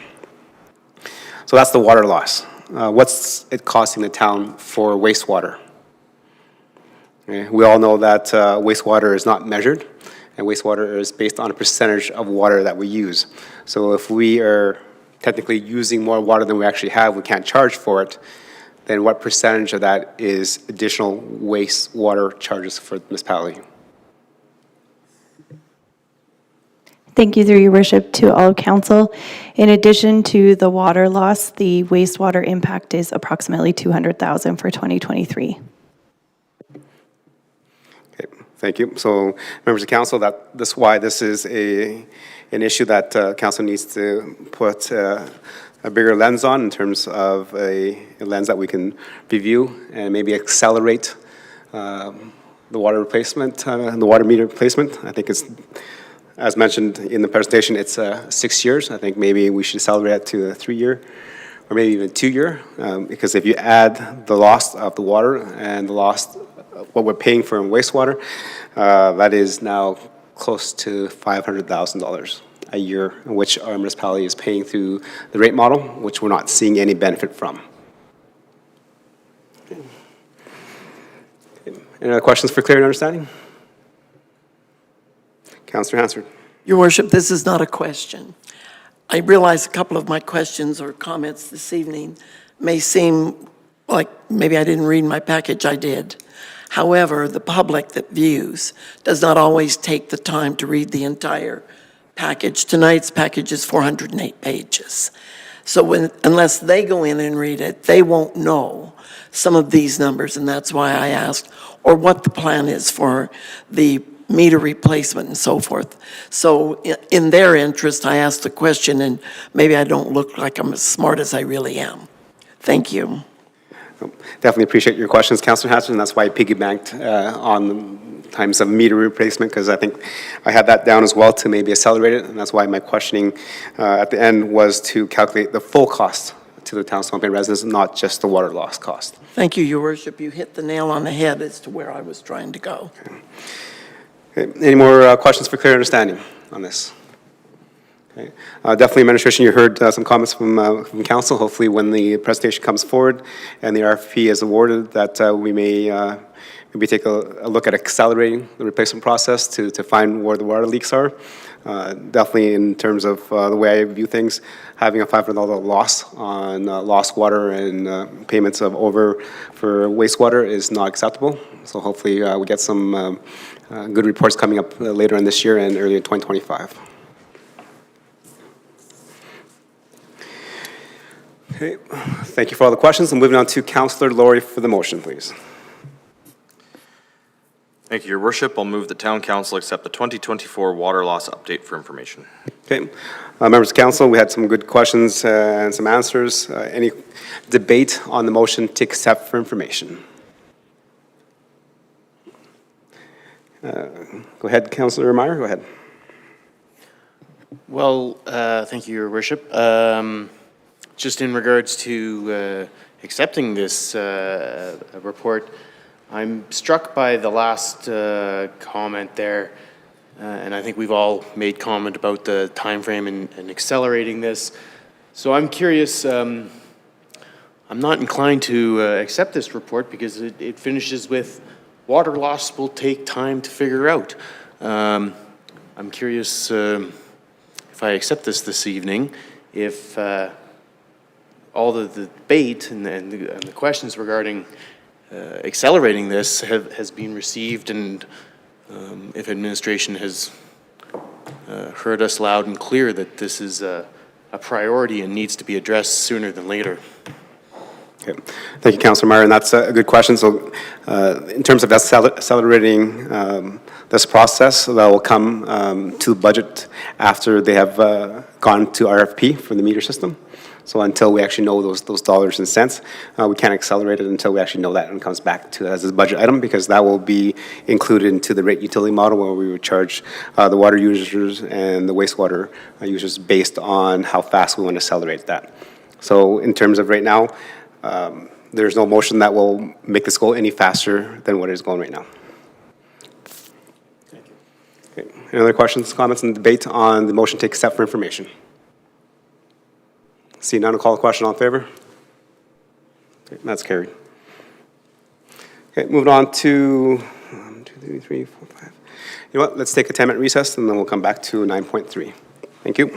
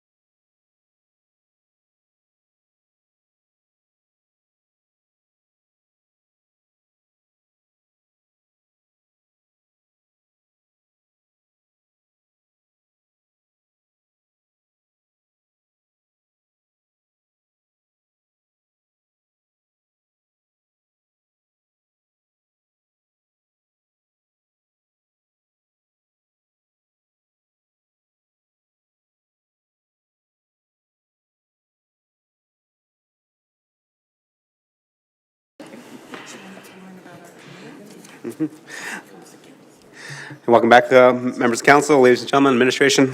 Moving back with our agenda, moving on to 9.3 of our business items is the 2023 year-end operating surplus. Go ahead, administration. Thank you, and good evening, Your Worship and members of council.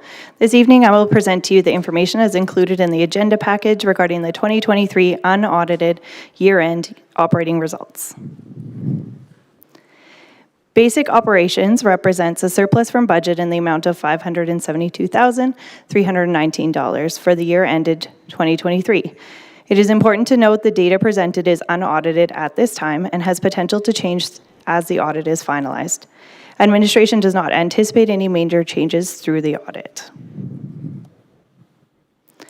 Significant variances to budget are variances to budgets that have made up surpluses are explained within the report. These are made up of mainly surpluses in investment interest, unbudgeted grants, snow hauling, and transit, offset by deficits in RCMP, permit revenue, and franchise and utility net costs. Other notable gains include the RCMP transfer from reserve not required due to 2022 credit as well as Gulf exceeding targets. Presented on page 355 of your agenda package is an unaudited statement of operations. This statement is not consolidated, which means it excludes Stony Plain Library and the Tri-Leisure Center. Consolidation will occur at the time of the audit and be presented to council on April 22nd, 2024 for final approval.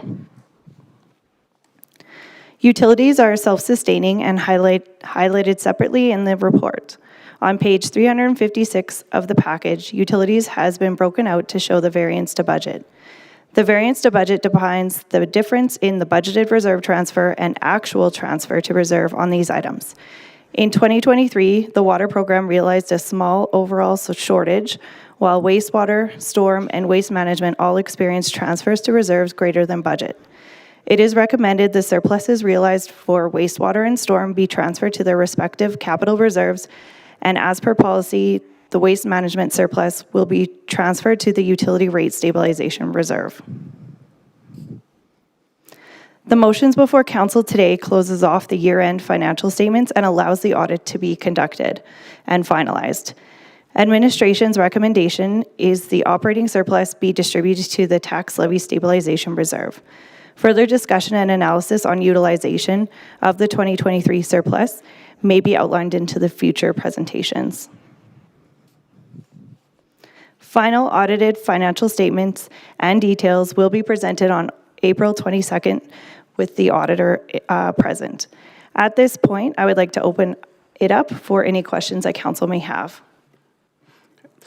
Thank you for the presentation, and definitely it's nice to see that you mentioned $572,000, $319 surplus. That's $1 more than it was on page 355, so I'm glad we found an extra $1 somewhere. That's really good. Appreciate that. Members of council, any more questions for clarity and understanding? Deputy Mayor? Yes, thank you, Your Worship. Thank you, administration, for the great report tonight.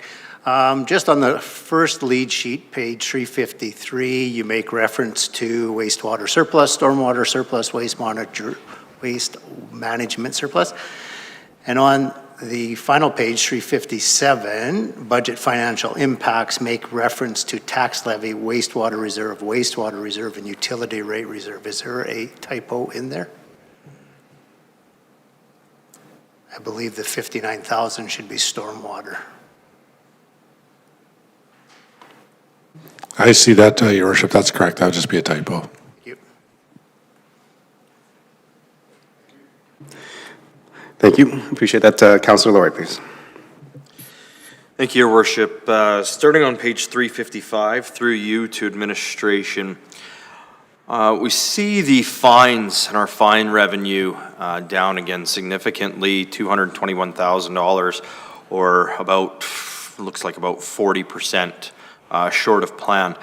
I know this certainly is not the first year over the last while that we have seen our fine revenue not reach budget by a relatively significant or reasonable amount. I'm wondering if there's anything specific that this is attributed to. Are these predominantly photo enforcement fine revenues? And are we looking to make adjustments to our actual budgeted revenues in future years, given that we've now seen several years of shortfall? Administration, go ahead. Thank you, through your worship, to Councillor Laurie and all of council. The majority of this line item is photo radar, and the net of the revenue and expenses for photo radar gets transferred to the Policing and Public Safety Reserve. Therefore, it doesn't have an impact on the surplus or deficit. However, we have monitored and evaluated this, and it has been at a deficit, or we've not hit our budgeted targets in the previous year, and we have adjusted the budget for 2024 to a more realistic level so that this won't be showing into the future. Okay, thank you, and appreciate that question there, Councilor Laurie. So does that mean that, as mentioned by administration, that the majority of the revenue is from photo radar? Does that mean that our residents are not speeding as much? Your worship, I can handle that one. Yeah, we tend to interpret that as a reduction in speeding within what council, I believe, is aware. Our photo radar tends to be focused in school zones and playground zones. And yeah, I was speaking with the general manager just I guess a couple weeks ago. We do believe that is a majority as a result of people just slowing down, frankly. And that's good news. Councilor Laurie, go ahead, follow up. Thank you, Your Worship. Yeah, just to follow up on this one specifically, again, I heard the manager of financial services state that because of the way that it's structured, it doesn't contribute to a surplus or a deficit. But when I'm reading page 355, or the unconsolidated statement of operations, it does show that deficit is included in the calculations of revenue, which then is offset by the expenses. I'm wondering, so is it within the transfers to and from reserves then that we see the adjustment where that does not contribute to the 572,000 surplus? Can you just flush that out a little bit more for us? Okay, go ahead. Thank you, through you, Your Worship, to Councillor Laurie and all of council. So that is correct. There would be a deficit showing under fines in revenue, and then there would be a surplus in transfers to reserves, as we haven't transferred as much to reserves as budgeted due to the deficit. Excellent, thank you very much. And then just a general comment and question, if I may, Your Worship, through you to administration. I just wanted to extend a kudos to the golf course for achieving the 114% to plan, as well as expediting overdue repair and maintenance. I know it wasn't that many years ago that we expressed some concerns with the golf course, and there was some significant eyes and changes that were made there, and I believe since that point in time, they have done a very good job at managing that facility and making sure that facility contributes positively. On the other front, I know there was a couple of years ago upgrade to the facility in the maintenance shop. However, the clubhouse is showing a fair amount of age and wear. I'm just wondering, do we have a capital project anywhere on the books or considered in respect to an upgrading of the clubhouse at the golf course? Okay, administration. Thank you, through your worship, to Councillor Laurie and all of council. Through our corporate planning process, we do have a capital charter for all of our facilities. The golf course has their own, and so the priority and the projects are streamlined over the next 10 years based on priority and cost and affordability. Thank you. Thank you. And again, within that plan, I don't recall personally seeing it anywhere show up in our corporate plan. I'm just wondering, do we have an idea what year that project may fall under? Thank you, Your Worship. I can't quote the year. It all falls within recreation on the capital chart within the corporate plan. So if you go back there, but there will be multitude of charters that are all enthralled in there. At this time, we don't detail that level. Your Worship, I could certainly look into that and just get an email out to council with a general update as to the timing or what is proposed for the timing at this point. Okay, thank you. I appreciate that. Councilor Laurie, anything else? Nothing else, Your Worship. Appreciate that follow-up from the CEO. Thank you. Thank you. And Councillor Hansard, please. Thank you, Your Worship. Well, I had to swallow twice over that line of questioning about the budget calling for a certain amount in fines. I realize the word used in this paperwork here is budget and actual. However, that makes sense to me when we're talking about rentals of our facilities and investment income and licensing and permits, that we would have a target, we would try to get to those targets. Really and truly, when it comes to fines, in my viewpoint, that fines are what they are because people have chosen to break the law. It's not something that we set out and we really want to bring in $500,000 in fines. From my viewpoint, it would be much better if we never had to issue a ticket for speeding or running stop signs or any of those things. But if we talk just speeding, to me, it isn't a goal to hand out X number of dollars in fines. I mean, that sounds, as a member of council, it doesn't ring right in my ear, and I'm sure the general public doesn't think that rings right. We have a number down there because in the past, we had reason to believe we would bring in certain dollars through fines. It wasn't like it was a target we're going for and trying to get and meet so that we could bring those dollars into our income lines. And so I would prefer that we not look at that in that way. I don't know if there's different wording that can be used. I don't know if there's a way that that can be differentiated, but fines are not something that we really desire to issue. We do it because we're trying to create safer roads and safer experiences for people to cross those roads and be in the vicinity of those roads. So I don't know what administration may think about that, but I'm sure that we'll probably hear something from the public as a result of this conversation this evening. And I really don't want us targeting fines as a way to raise revenue for the province. We do, but it's kind of like a default in my viewpoint. Thank you. Okay. Thank you. And I think appreciate what Councillor Lowry and Councillor Hansard kind of mentioned regarding the fines. So again, it's not a dollar amount that we try to meet or to exceed. It is based on the previous renditions of previous years of what the average is. So we just put that forward. So again, it's not a aspirational number, as in to set a certain amount of dollars to be fined to our residents or visitors that come through. And as mentioned, the way that council has set up photo radar, it does not come into general revenue, so it is not a operational dollars. It is a straight flow through in terms of those fines, directly go into the Policing and Public Safety Reserve, which then council uses to enhance the safety and the community in terms of how we address safety, in terms of how we address like the trails, the solar lights that we have in those. So those are what the dollars are coming from to enhance the public safety of our communities. It's not a revenue line item. So we're not trying to put $1 million on that line and trying to raise that $1 million. It's just the average of the last few years, and they're going down.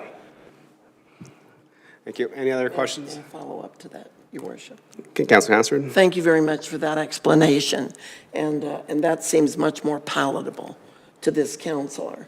One of the things that I wanted to ask is, do we have any idea, Your Worship, through you to administration, as to what percentage of the ticketing for speeding, for instance, are residents of Stony Plain who already pay taxes to our municipality and visitors and passers through of our community who are not paying taxes to our community? I think there was a presentation a little while ago by the General Manager of Community and Protective Services where we did the automated enforcement update. I'm sure if administration can provide, find that file and send it back to council, it's all listed on there as well. Okay, any more questions for clear understanding on the presentation of the 2023 operating year end?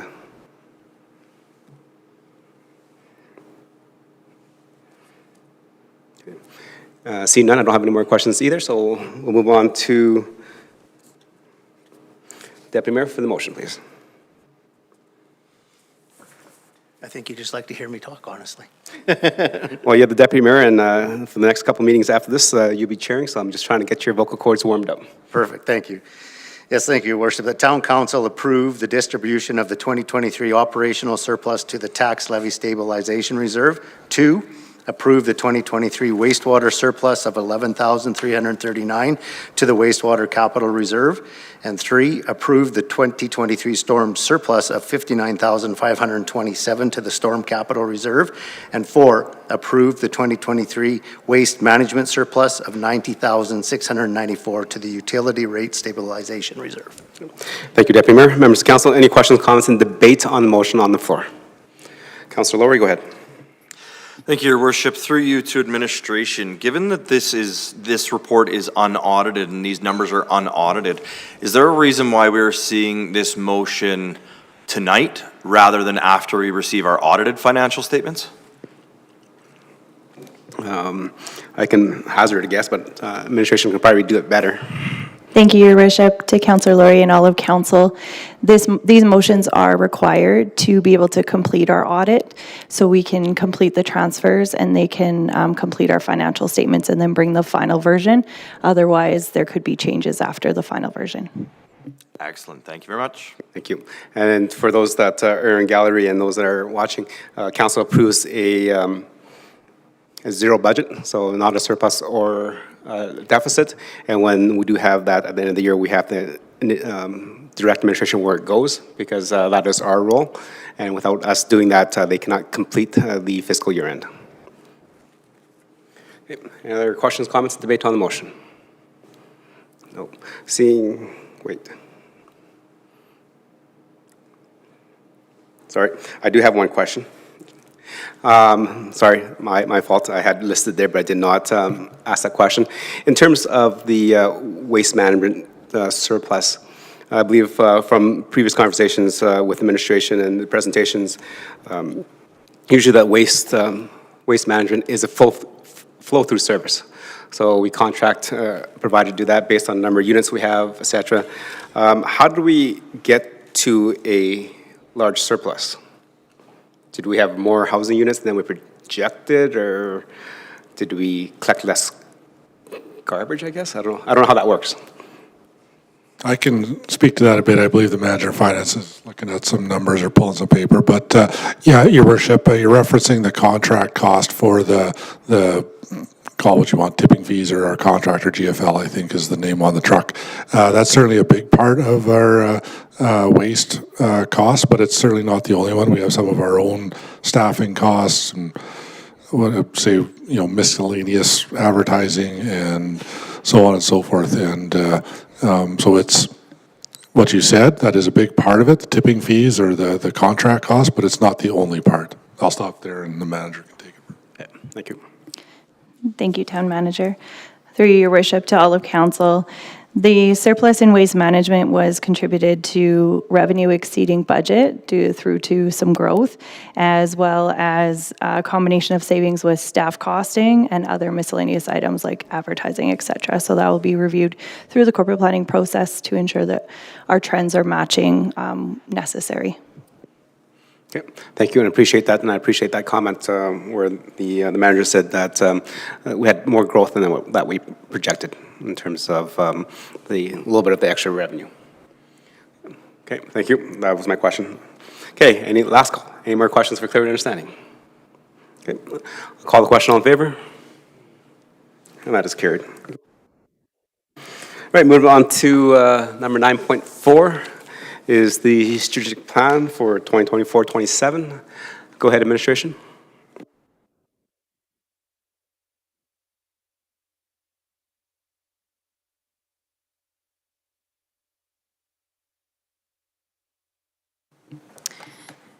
Thank you, Your Worship. Good evening, Your Worship and members of Council.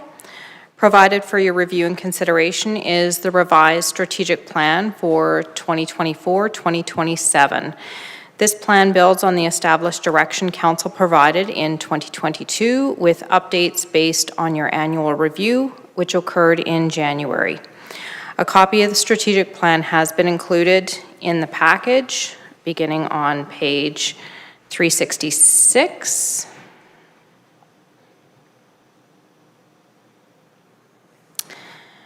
To guide the strategic plan, it is important to reflect on who we are as a community. Stony Plain is a growing urban center in the Edmonton metropolitan region. We are home to nearly 18,000 residents and 1,000 businesses that serve Stony Plain and the surrounding area.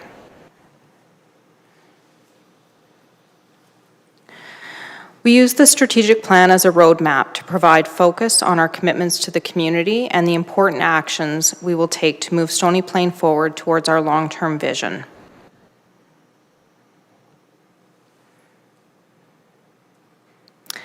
With Council's continued guidance and direction, we seek to ensure the strategic plan remains relevant and reflective of our current and future residents' needs for a community with a high quality of life.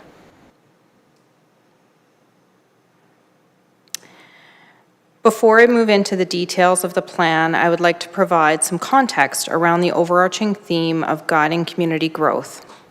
We developed this plan anticipating Stony Plain's population will grow to 30,000 residents in the not-too-distant future.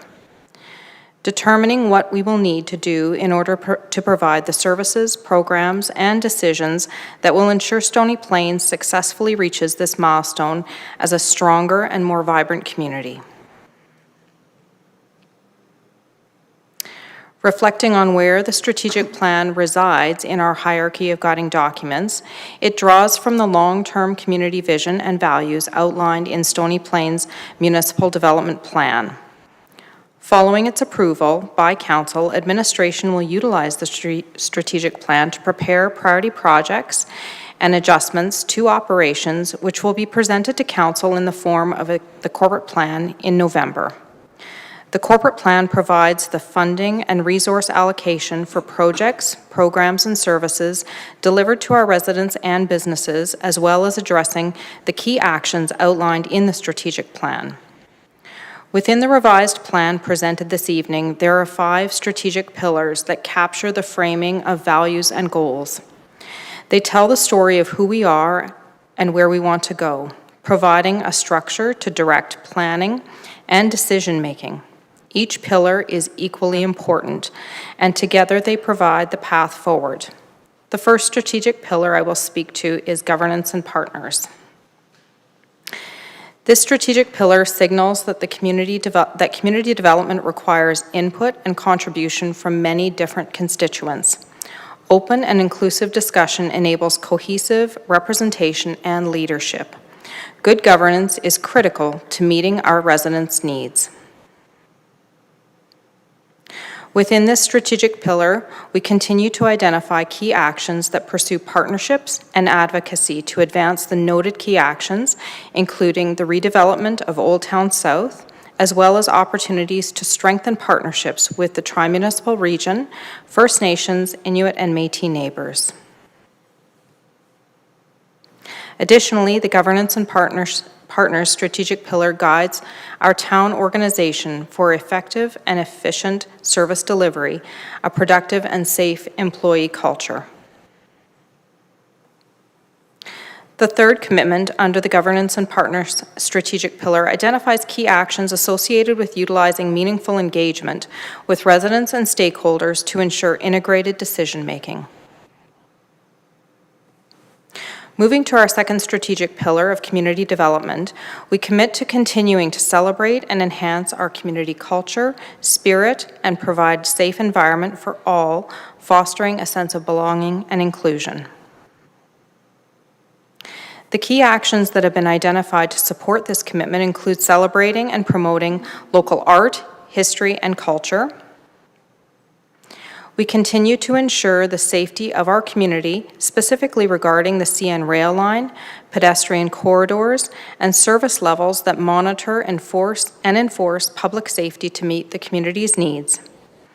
A new key action has been added to this commitment in support of an emerging priority to deliver programs and support in collaboration with partners to prevent and reduce poverty. Additionally, jumping ahead.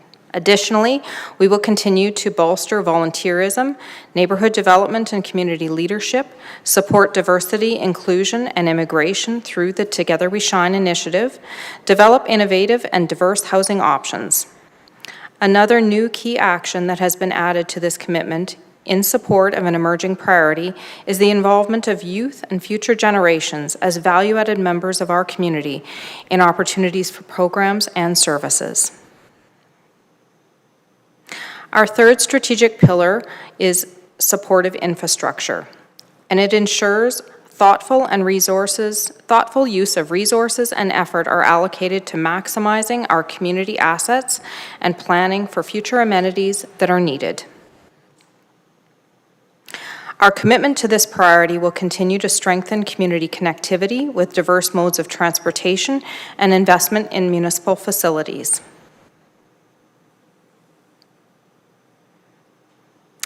Additionally, the town will also continue to plan and construct much-needed new amenities to support our growing community, including a recreation center, cemetery, and outdoor spaces.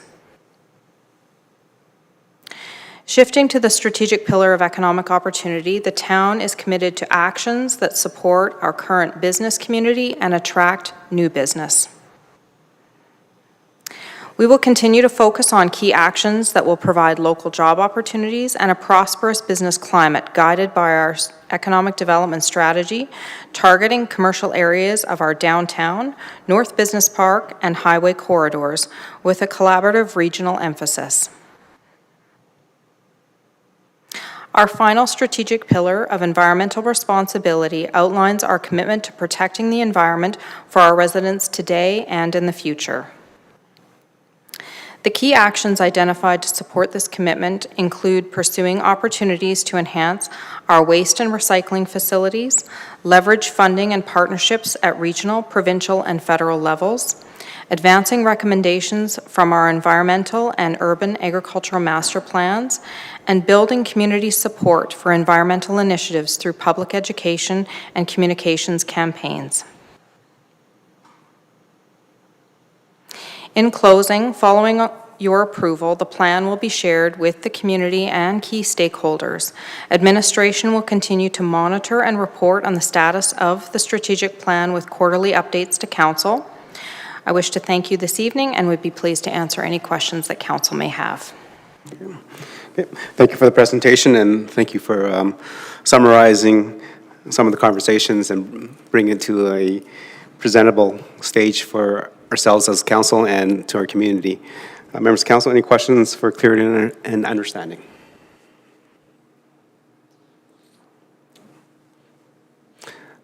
Councillor Anderson, go ahead. Thank you, Mr. Mayor. Always love seeing this come into chambers. It's the one document that all of council and admin get away and spend some significant time really digging into the priorities of the municipality. And we sometimes walk away with things written all over the walls, and administration has a huge job to bring some sense and order to that. And I think that certainly shows in the presentation this evening. So thank you for that. Just a couple of quick questions this evening.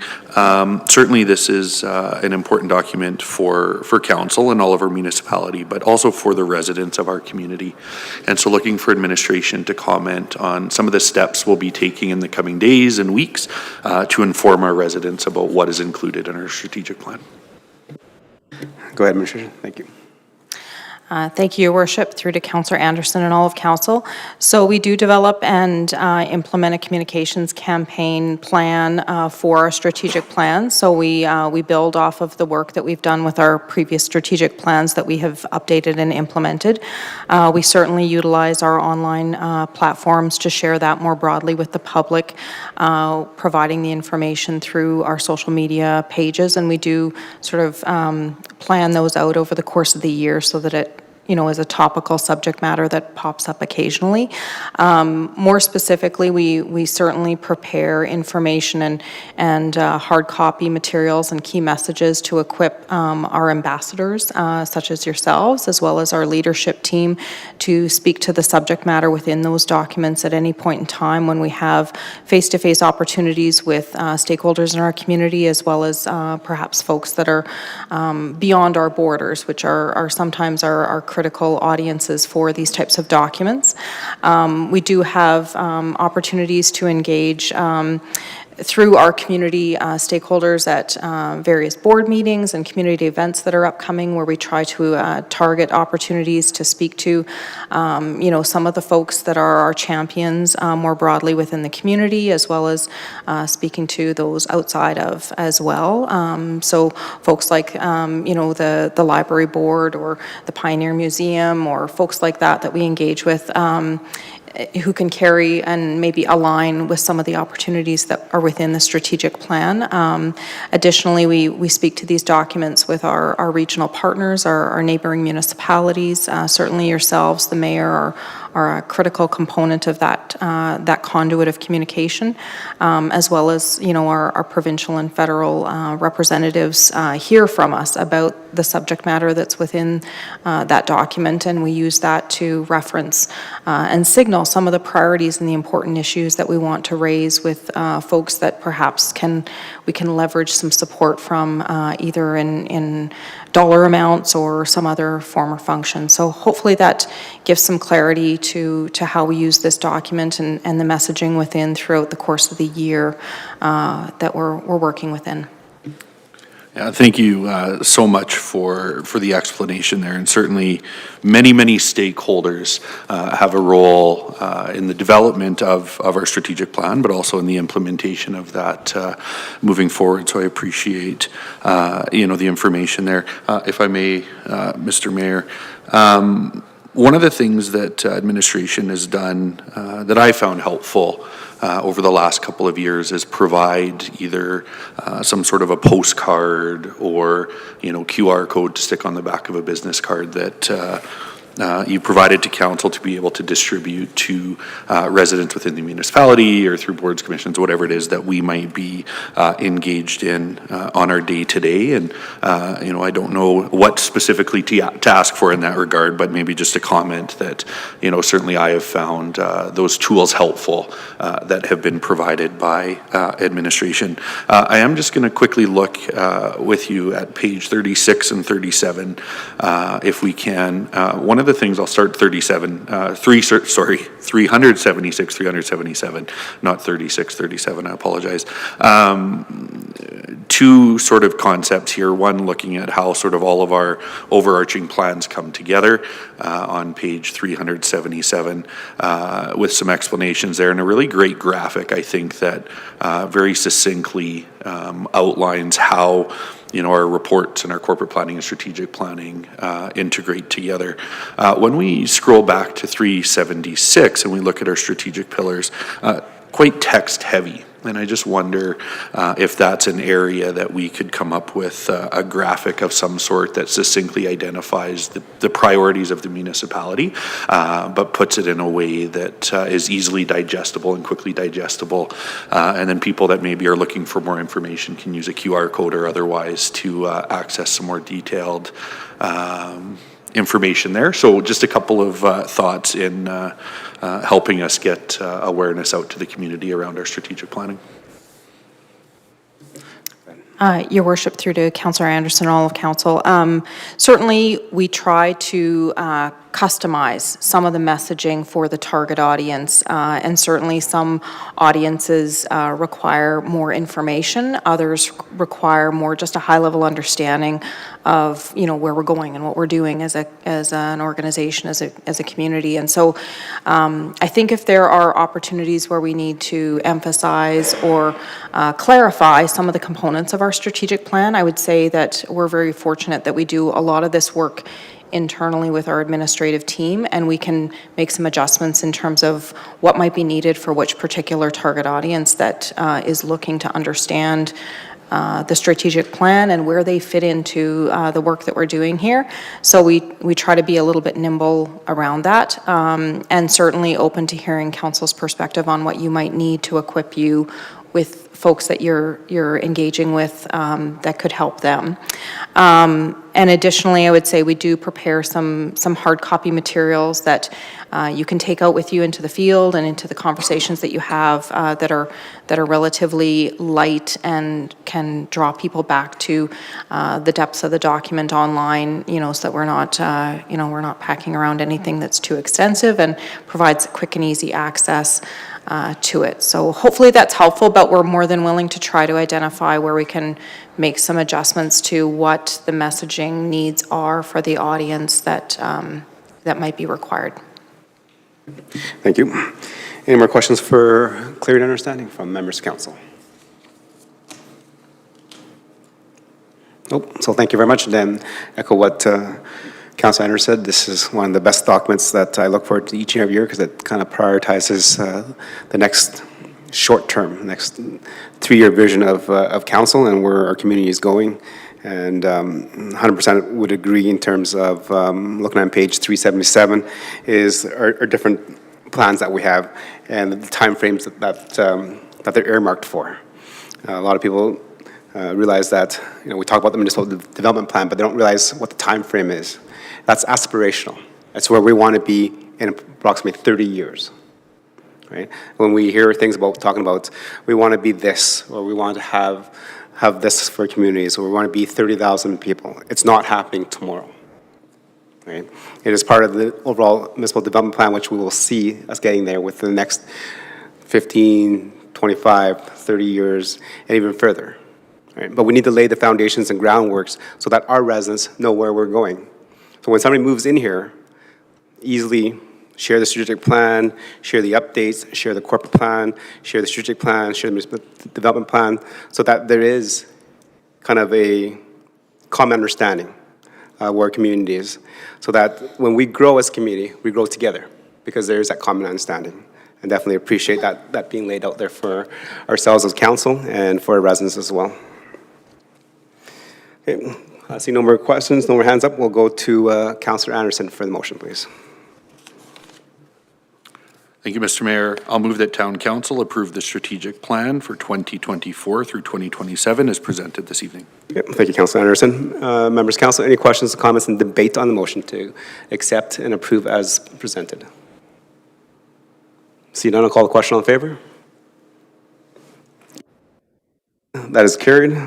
So moving along with our agenda, it is council discussion. This is the time that council has the opportunity to bring forward concerns that they've heard from communities, or different members, or different stakeholders, or also provide updates of boards and commissions that they do attend and serve as council representative on. Councillor Hansard, here first. I was just going to jot down a couple of notes, Mr. Mayor. Yeah, why don't you do that? That's right, so we'll skip and go to Deputy Mayor. Of course, that's Deputy Mayor, he's always ready, so no concerns there. Thank you, Mr. Mayor. Most of the time I try. This evening, I just wanted to, as I read through my package this weekend, I thought to myself, not many questions left unanswered in there, and I want to thank administration for that detail in our packages. I think there's always a few questions that we can dream up, or some questions that we think that the audience would like to hear, so we ask those questions. But quite often when I read our packages, I find that there's good information in it, or I can find the information that I need. So again, I just wanted to thank administration for the great packages that we receive from on an ongoing basis. And then secondly, I'm just looking forward to the Chamber State of the Region update this Friday night. It's always a great time that the Chamber puts on something in our region where they bring together the municipalities. I say municipalities, the city of Spruce Grove, the county of Parkland, and the town of Stony Plain, together to enlighten us on what each one of us is doing and where we're moving within the region. So I think it's something that we all look forward to every year, and it's a great event. So that'll be all I have this evening, sir. Thank you, Deputy Mayor. You have something? Councilor Lori, go ahead. never take an opportunity to speak lightly. Come on. No, appreciate it. Thank you very much, Your Worship. Yeah, I also wanted to echo the State of the Region. Obviously, is a fantastic event. Looking forward to that this Friday, as well as our Alberta Municipality Spring Caucus coming up this Thursday and Friday as well. It's a good opportunity for us to network with our peers and colleagues in other municipalities, as well as meet with the ministers and advocate for the needs of our community. So definitely looking forward to that. I just wanted to give kudos. Received a call from a resident here in town of the Meridian Pines apartment building. Unfortunately, they suffered a fire, I believe it was on Saturday morning, if memory is serving me right, and they just wanted to pass on their thanks to the fire department for their quick response and ability to contain that situation. Sounds like it started in the lobby area, and it could have been much, much, much worse than it ended up being. I think it was around 3, 4 o'clock in the morning. So, you know, we know we're not covered by 24/7 fire service, and that would have been at the time when we had our paid-on-call volunteers staffing. So kudos to them for their quick response and their efficient work to get that situation under control. And I believe there were no displaced residents as a result of it, and everything was able or people were able to not necessarily have their lives disrupted by that event. So just if we can pass that on. Unfortunately, the General Manager of Community Protective Services isn't here this evening to hear that, but I'm sure the message will get through. Thank you very much. Thank you, Councilor Laurie. Councilor Loynes, please. Thank you, Your Worship. I just wanted to mention an event that is actually happening in 2 weeks' time. It is for our youth center. During spring break on Monday, the 25th, from 1 to 6 p.m., they actually have an event going on for our youth ages 11 to 17 at the Heritage Pavilion. From what I understand, they received some grant money specialized for youth groups, and so they will be hosting a fun day full of different activities from kangaroo bounce to inline skating. There's a concession, football, and a bunch of different things. So if those want to get our youth involved, there's a great opportunity to see what our youth center has to offer. Thank you, Councilor Loynes. Councilor Meyer. Thank you, Your Worship. Just highlight to administration, I got a email from a citizen who wanted to share their appreciation. Well, a few concerns, but I'll forward those along.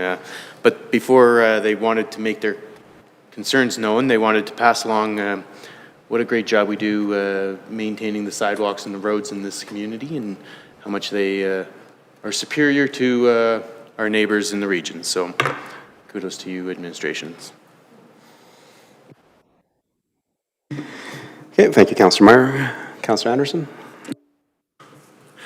Thank you, Mr. Mayor. I'm going to go against some advice that I was given to not repeat something that's already been said at the council table. But there's a couple of things I wanted to mention. One was gratitude to our regional partners, and Councillor Palechko mentioned the State of the Region coming up. But, you know, I've heard numerous times through provincial colleagues and municipal colleagues around the province how they look to our tri-region just as an area of collaboration and inspiration for the way that our region works together. And I think that speaks to our colleagues on council, but the administration that support our municipalities as well. And so certainly tremendous amounts of gratitude there. The second one I was going to go with, and then this one got stolen by Councillor Loynes at the end, but just an appreciation for the youth in our community. If we go back a few weeks, we had our lettuce community gathering, looking at different supports in the region, and we had community youth there supporting the event and running plates and dishes and those sorts of things. You know, we have a new key action in our strategic plan that was reviewed this evening, highlighting the importance of involving youth in our future generations, and I think that is a great place for us to be as a municipality, and I think it recognizes the importance and value that our youth bring. And so we've seen that time and time again through different events, but just wanted to really highlight the importance that as council and as a municipality that we place on their role in our community. So thank you to our youth this evening. Thank you, Councillor Anderson. Councillor Hansard. Thank you, Your Worship. I wanted to say that I'm looking forward to the State of the Region on Friday. Stony Plain always has the best video of our municipalities that share those. And I'm looking forward to see what magic you've done there, Mr. Mayor. Also, we have an Easter egg hunt on is it April the 1st? March the 30th, I think. I should get my facts straight on that, but I think it's March the 30th. And that will be at Heritage Pavilion. Lots of activities there for the kids. Saturday, March 30th from 9 a.m. to 3 p.m. Activities and an Easter egg hunt. I also wanted to ask a question. When I had a couple of people who are vendors at our farmers market that's held in the community center behind CIBC Bank. And I'm curious how long the materials that are parked in the road across the street from them for the build that is taking place there I drove by the other day, and it looks like it's being built right from the edge of the sidewalk all the way to the back of the lot. The building itself is under construction. There's no room on the lot itself to put any materials, so they're stretching out into the street. Question was asked of me. It's always busy there for the farmers markets and so forth that will start right away, and they're wondering if how long that material will be sitting in the road with that section fenced off, and if there could be some clarification around who actually owns the parking lot behind ATB across the laneway. I thought that used to be a municipal parking lot. Is it still a municipal parking lot? And I know that even on those farmers market days, that parking lot gets full along with all the activity of what's going on. So I've said a lot there, but I hope I can get a clear answer about the materials in the road, who owns the parking lot, and maybe put some people's minds to rest. Thank you, Your Worship. I can maybe do a quick comment, and then maybe the general manager may be able to add some more about the materials and the development site itself. I won't say that I know exactly who owns that parking lot, but I will say it's not the town of Stony Plain. I believe ATB, but I'm not 100% sure on that. But I know it's not our parking lot. Okay, and that's correct. So the parking lot behind ATB is owned by ATB. They use it most of the workday. When they also have an agreement with the church that was built behind it. When they came for a development permit, one of the conditions was that they were able to use that parking lot and given permission by ATB on the weekends. And then during farmers markets, then again, it's full access except for the lots or the parking stalls right adjacent to the ATB. So it's not owned by the municipality. It's not public parking. It's a private parking lot, which the owner has graciously allowed the public to use.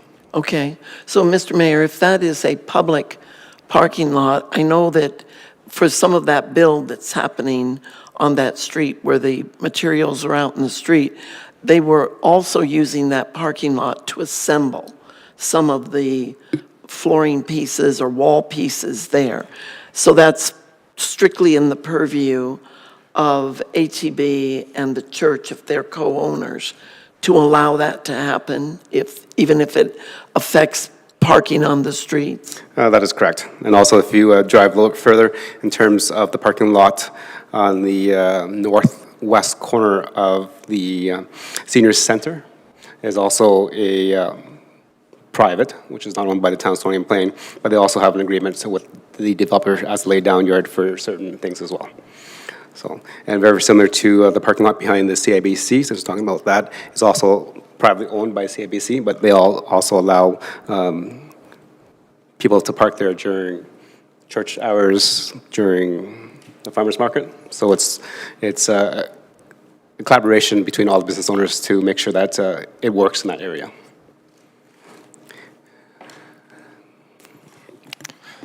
Through your worship, to Councillor Hansard, just to give a quick comment on the build itself. So the builder there is in communication with the town. Without getting into too specifics, there's as you mentioned, there's limited space in the front, and there are some site implications in and around the site for certain activities, such as putting up the rest of the building.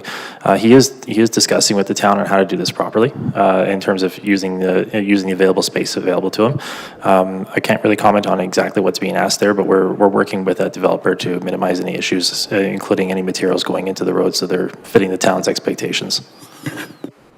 Okay, and then just another thing for Councilor Hanser, when you have those communications and conversations with residents, just reassure them that our staff have reviewed the development permit, the pockets, so that it does fit all our land use bylaws in terms of setback from the front yard, the sidewalk, the side yard, and the rear yard. So it's not built out of scope of our land use planning and bylaws.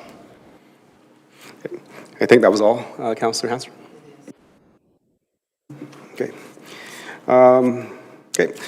Well, just FYI for members of council and for residents, you should have received your property tax or property value assessment values. So that is the assessment value of what your property could be worth a year ago.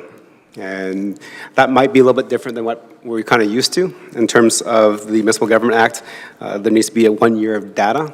So the value that is on this year's property tax is not exactly 100% to what the value is today. It is the best value of a year ago, so for 2023. Right? So sometimes that's a little hard to get around, and then that's the reason is that the Municipal Government Act, the government of Alberta wants to ensure that there is data to provide the reasoning of why that assessment value was for that house. And then if members of the public see their assessment value and they do not agree with it, definitely there is a process where they can contact the town and talk to our assessor, and then that can be adjusted up or down based on the data that's provided in the conversation. So for example, if you think your house is undervalued on the assessment, you're more than happy to come to the town office and talk to our assessor and have that value increased.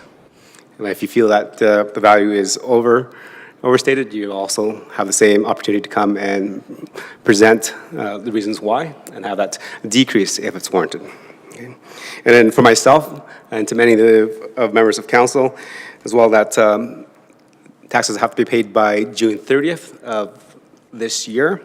However, to make budgeting and planning easier, the town of Stoney Plain does have a tax installment payment program, which then is they take the amount of taxes and divides it over the course of the year. And then it's adjusted after every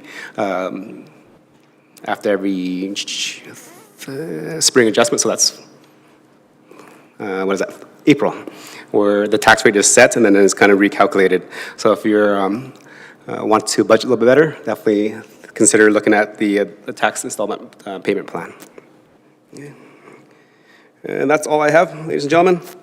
Moving on with our agenda. Sorry, I forgot to mention, and I'm surprised you didn't mention, that Thursday is National Pie Day.